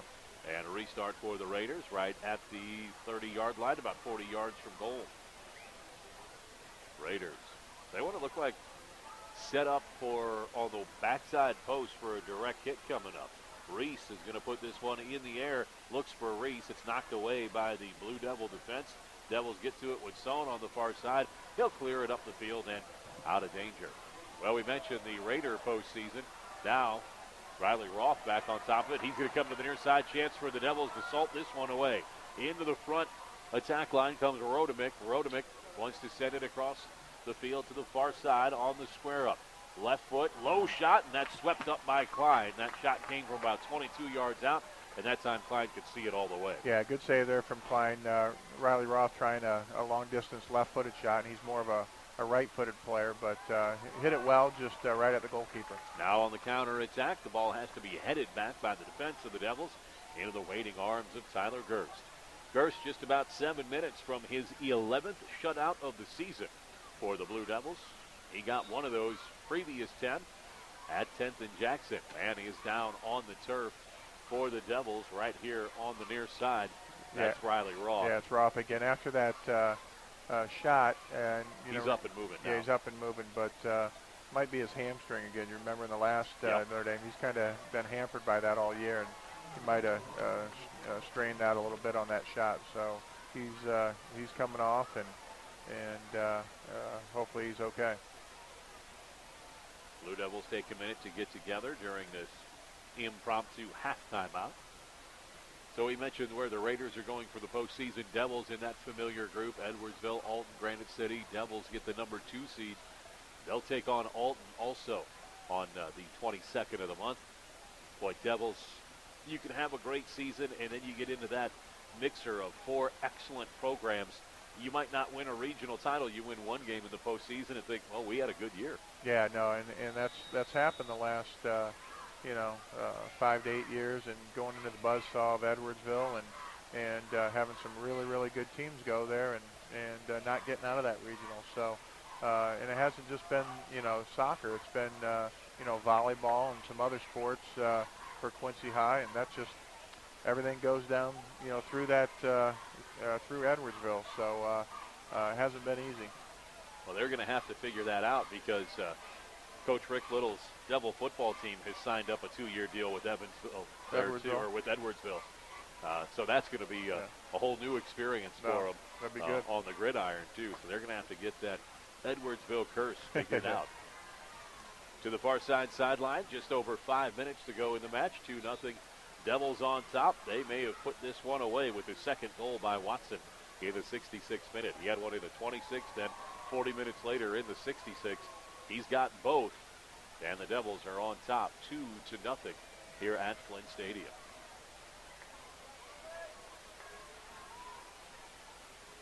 We'd like to thank our producer tonight, Bruce Thurstagey, back in the WTAD studios for taking care of us. And thank you for spending some of your Wednesday night with us. Whether it's on WTAD.com, WTAD, or at QuincyJournal.com, it's been fun having you along for what looks to be a Blue Devil victory. Things stay like this, Devils will improve to 12-5-1, while the Raiders will fall to 11-7-1 on the season. Long throw in coming up for the Raiders right in front of their own bench. They'll put it in the hands of Dylan Peters. Peters looking for someone. Now he's going to set this one all the way to the back and use that defensive line that's starting to get forward. Van Steele pushing up that diamond formation in the back. Now Sohn with a takeaway for the Devils. Sohn cuts it to the near side, has it on the left foot. Sohn pops it outside the numbers on the football field. Now gets wide. He turns it back inside. His great handling of the ball as he looks into the middle to pick up Watson, the goal scorer. Now to the backside, free all by himself and rolling it just wide of the goal mouth, and an absolute 3-0 finish. The man who wants that again, was Riley Cameron on the backside. Oh, what a feed that time from Watson. All eyes turned to the 2-goal scorer, and he found Cameron wide open behind the defense, and Cameron just couldn't slot it by Klein. Yeah, we talked about it earlier. Sohn playing that ball in the midfield to Watson, who's had a not only outstanding game with the 2 goals, but linking from his midfield spot to the forward, and he's doing it here again, and really played a good ball over to Cameron, who couldn't finish it. Under 4 minutes to go now in the match, as we come up on about 8:20 here in the Midwest. Well, our starting temperature tonight, Mark, we were at a beautiful 66. We came back from halftime, and it was 63, and now here at the end of the match, we've dropped all the way to 61. Yeah, beautiful if you're in the stands, and beautiful if you're on the field. Yeah, it's beautiful. That is for sure. Great night to play. Almost no wind to speak of at all. Ball loose inside the Notre Dame box again. Played away. Now Sohn on the left foot. Passes it into the middle. Can't quite hook up with Hosher there. And now it's going to come back out to Sohn. He's everywhere. He steps over it, keeps possession. Sohn feeds it into the middle again for Cameron this time. Now the step over by Watson. Watson, the 2-goal scorer, with it on his right foot, plays it forward just too far out in front of the defense. No room to come up and overlap from that right wing-back spot. And with about 3 minutes to go, it's back onto the feet of Notre Dame as they trail Quincy High 2-0. Yeah, Quincy High has really done a good job this second half after coming out halftime with a 1-0 lead, really stepping up the pressure on Notre Dame and not being satisfied with the 1-0 lead, and creating a lot of chances here in the second half. Yeah, taking a look at chances, the Devils 3 shots on goals, the Raiders just 1 shot on goal, as both keepers have been tested. And really, the goal that was scored by Watson, nothing Klein could do. He was left kind of dead to rights on the near side. Yeah, I mean, the second goal just point blank, Yeah. and header, and off a great fake. Yeah, great ball from Hosher. I think most people thought he was going to be shooting, including Notre Dame, and nobody ran with those runners, and Watson finished it nicely with a header. 2 minutes to go now. Devils on the throw-in, intercepted by the Raiders. Raiders on the near side sideline, let the header from the Blue Devils go out of bounds, and the Devils retreat defensively. Raiders get this one onto the foot of Reese, and the Raiders, for the most part, have been stymied all night trying to play the ball through their 2 big goal scorers in Aubrey Reese and Cooper Reese. Yeah, I mean, probably the first 20 minutes, Notre Dame had some good opportunity, especially with more possession like they've done before and playing the ball, side to side. Since then, Quincy High has done a good job pressuring the ball, winning the ball like they're doing right now, and forcing Notre Dame to turn the ball over. And once Notre Dame's done that, Quincy High's done a great job of attacking, no different than what they're doing right now. 70 seconds to go. Quincy High on the run. Right-footed toe poke is going to go wide of goal, and now are we going to have a card for a push on a shooter? We are, and this card is going to be handed out to the Raiders, and the Raiders will watch as Riggs jogs off after that card here in the 79th minute. Yeah, Riggs got a foul there called on for pulling down Roth from behind. Roth made a good 20-yard run there and went to hit a shot, and Riggs fouled him there. So similar place where Quincy High scored their last goal, where Hosher played it. Will he shoot this ball? My guess is he's going to shoot it rather than play it, but that's what we thought last time, and he played a great ball in. Just outside the box to the right side. The shot is high and wide to the right, and it will be the shot, and it won't be on goal. Yeah, a minute to go now, 2-0. Looks for all the world like the Devils will take this. Yep, just really outplayed Notre Dame tonight and deserved that to win the game 2-0. Played a very good game. To the near side, Raiders chasing it in the final moments, just trying to stay on top of it, not give away a third goal. So a 4-game stretch for the Raiders in which they're not going to get a win. Yeah, and I'm sure Greg doesn't like that, but the 4 teams they've played, quality opponents. I'm sure he's going to take what he can learn from this and gear his team for the postseason, which will be the 22nd of October. Yep. Deep throw in coming for the Raiders. This will probably be their last chance to get on goal here tonight. Flick down, comes out left foot, and it's through the crossbar, and would have been good for 3 in a football game, but that is way over the bar that time as Reese got underneath it. That's going to be the end of it tonight after a full 80 minutes. No need for overtime. The Devils dominated home on a 2-goal night by Devin Watson. The senior gets his 4th and 5th of the season, and that's the difference as the Devils knock off the Raiders by the final of 2-0. Coming up, we'll wrap it up in the post-game show. You've been listening to Raiders Devils on Talk Radio 930 WTAD.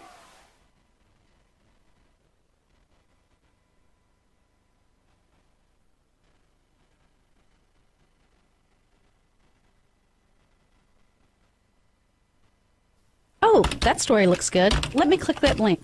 What? Locked? Pay site? Why do they link stories that I can't see? I'm not paying for that. All of your online news at your fingertips is free on QuincyJournal.com. Quincy Journal also has a mobile site that fits your smartphone perfectly. And have you taken a peek at QJ TV, QND Lady Raiders, Quincy High Blue Devils, QND Raiders games and more, live on QJ TV. For the latest in politics, community news, and more, free every day, it's QuincyJournal.com.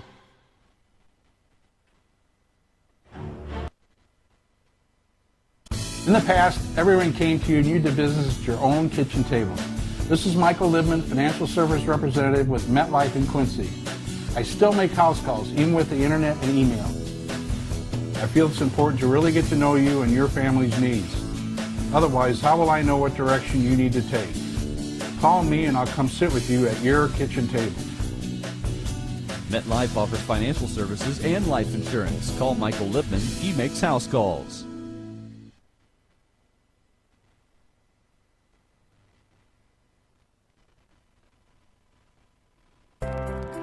A loved one passes on, and for a moment, time seems to stand still. My husband was my whole world. We spent so much time together. Making funeral arrangements is never easy. We can help you create a ceremony with sensitivity, compassion, and respect. Hanson Spear Funeral Home, celebrating a life well lived.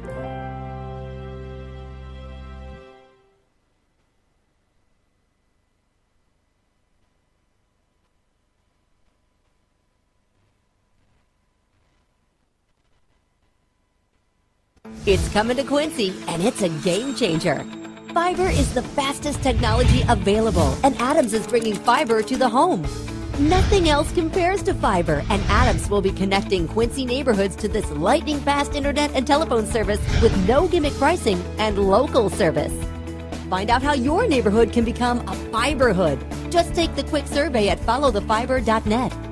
Adams, the better and now faster way to connect.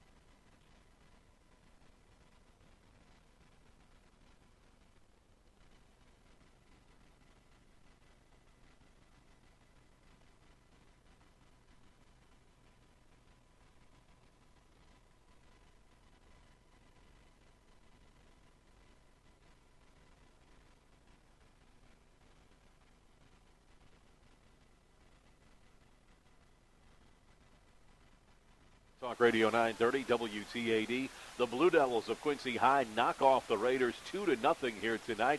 The Soccer Devils now improved to 12-5-1 on the season, and the Raiders fall to 11-7-1. Tail of the tape really was the Devil offense, Mark. 7 shots on goal. They picked up 6 corner kicks along the way. That tells me they were forcing the action. Raiders 4 or 5 shots on goal, 4 corner kicks on the night. Most of those coming late in the second half when they really were playing from behind. Gave up the counterattack goal, the second goal to Watson in the 66th, and the Devils win it 2-0. Yeah, really impressed with how Quincy High came out in the second half and really took it to Notre Dame. And, being up 1-0, sometimes you go back into a shell and kind of protect that lead. The Blue Devils didn't do that tonight. They came out and not only scored the second half goal to go up 2-0, they had quite a few more chances and could have made it more than that. Our goal scorers tonight, it was scoreless until the 26th minute when Devin Watson, the senior for the Devils, netted his 4th goal of the year. It was Watson again 40 minutes later in the 66th off the assist from Hersher, and that was it. 2-0, Devils on top of the Raiders. Both these teams start their postseason on the 22nd. It'll come up soon. For the Raiders, they'll be in action in the Rochester Regional in 2A, taking on Rochester. For the Devils, they'll be in 3A, of course, as they'll take on Alton. Both games on the 22nd. Times haven't been set just yet. You can follow that either through your program or at ihsa.org. For Bruce Terstegen taking care of us back in the studio, for the production crew from QuincyJournal.com, and for my co-host throughout the season and color partner Mark Thomas, I'm Sean Seacrease. Thank you for spending some of your time with us. We hope to have postseason action for you here on WTAD. Stay tuned, not only to the WTAD Morning Show, but WTAD.com as well, to find out when those broadcasts will be, should we get the opportunity to do that. Until then, enjoy your football this Friday night. Tim Kinsherf will have the Raiders right here on WTAD, and I'll have the Blue Devils for senior night on our sister station, 103.9 The Fox, as they take on Moline and try to stay undefeated in the Western Big Six. Kickoff set for 7:30. Until then, the Devils knock off the Raiders 2-0. Good night from Flint Stadium.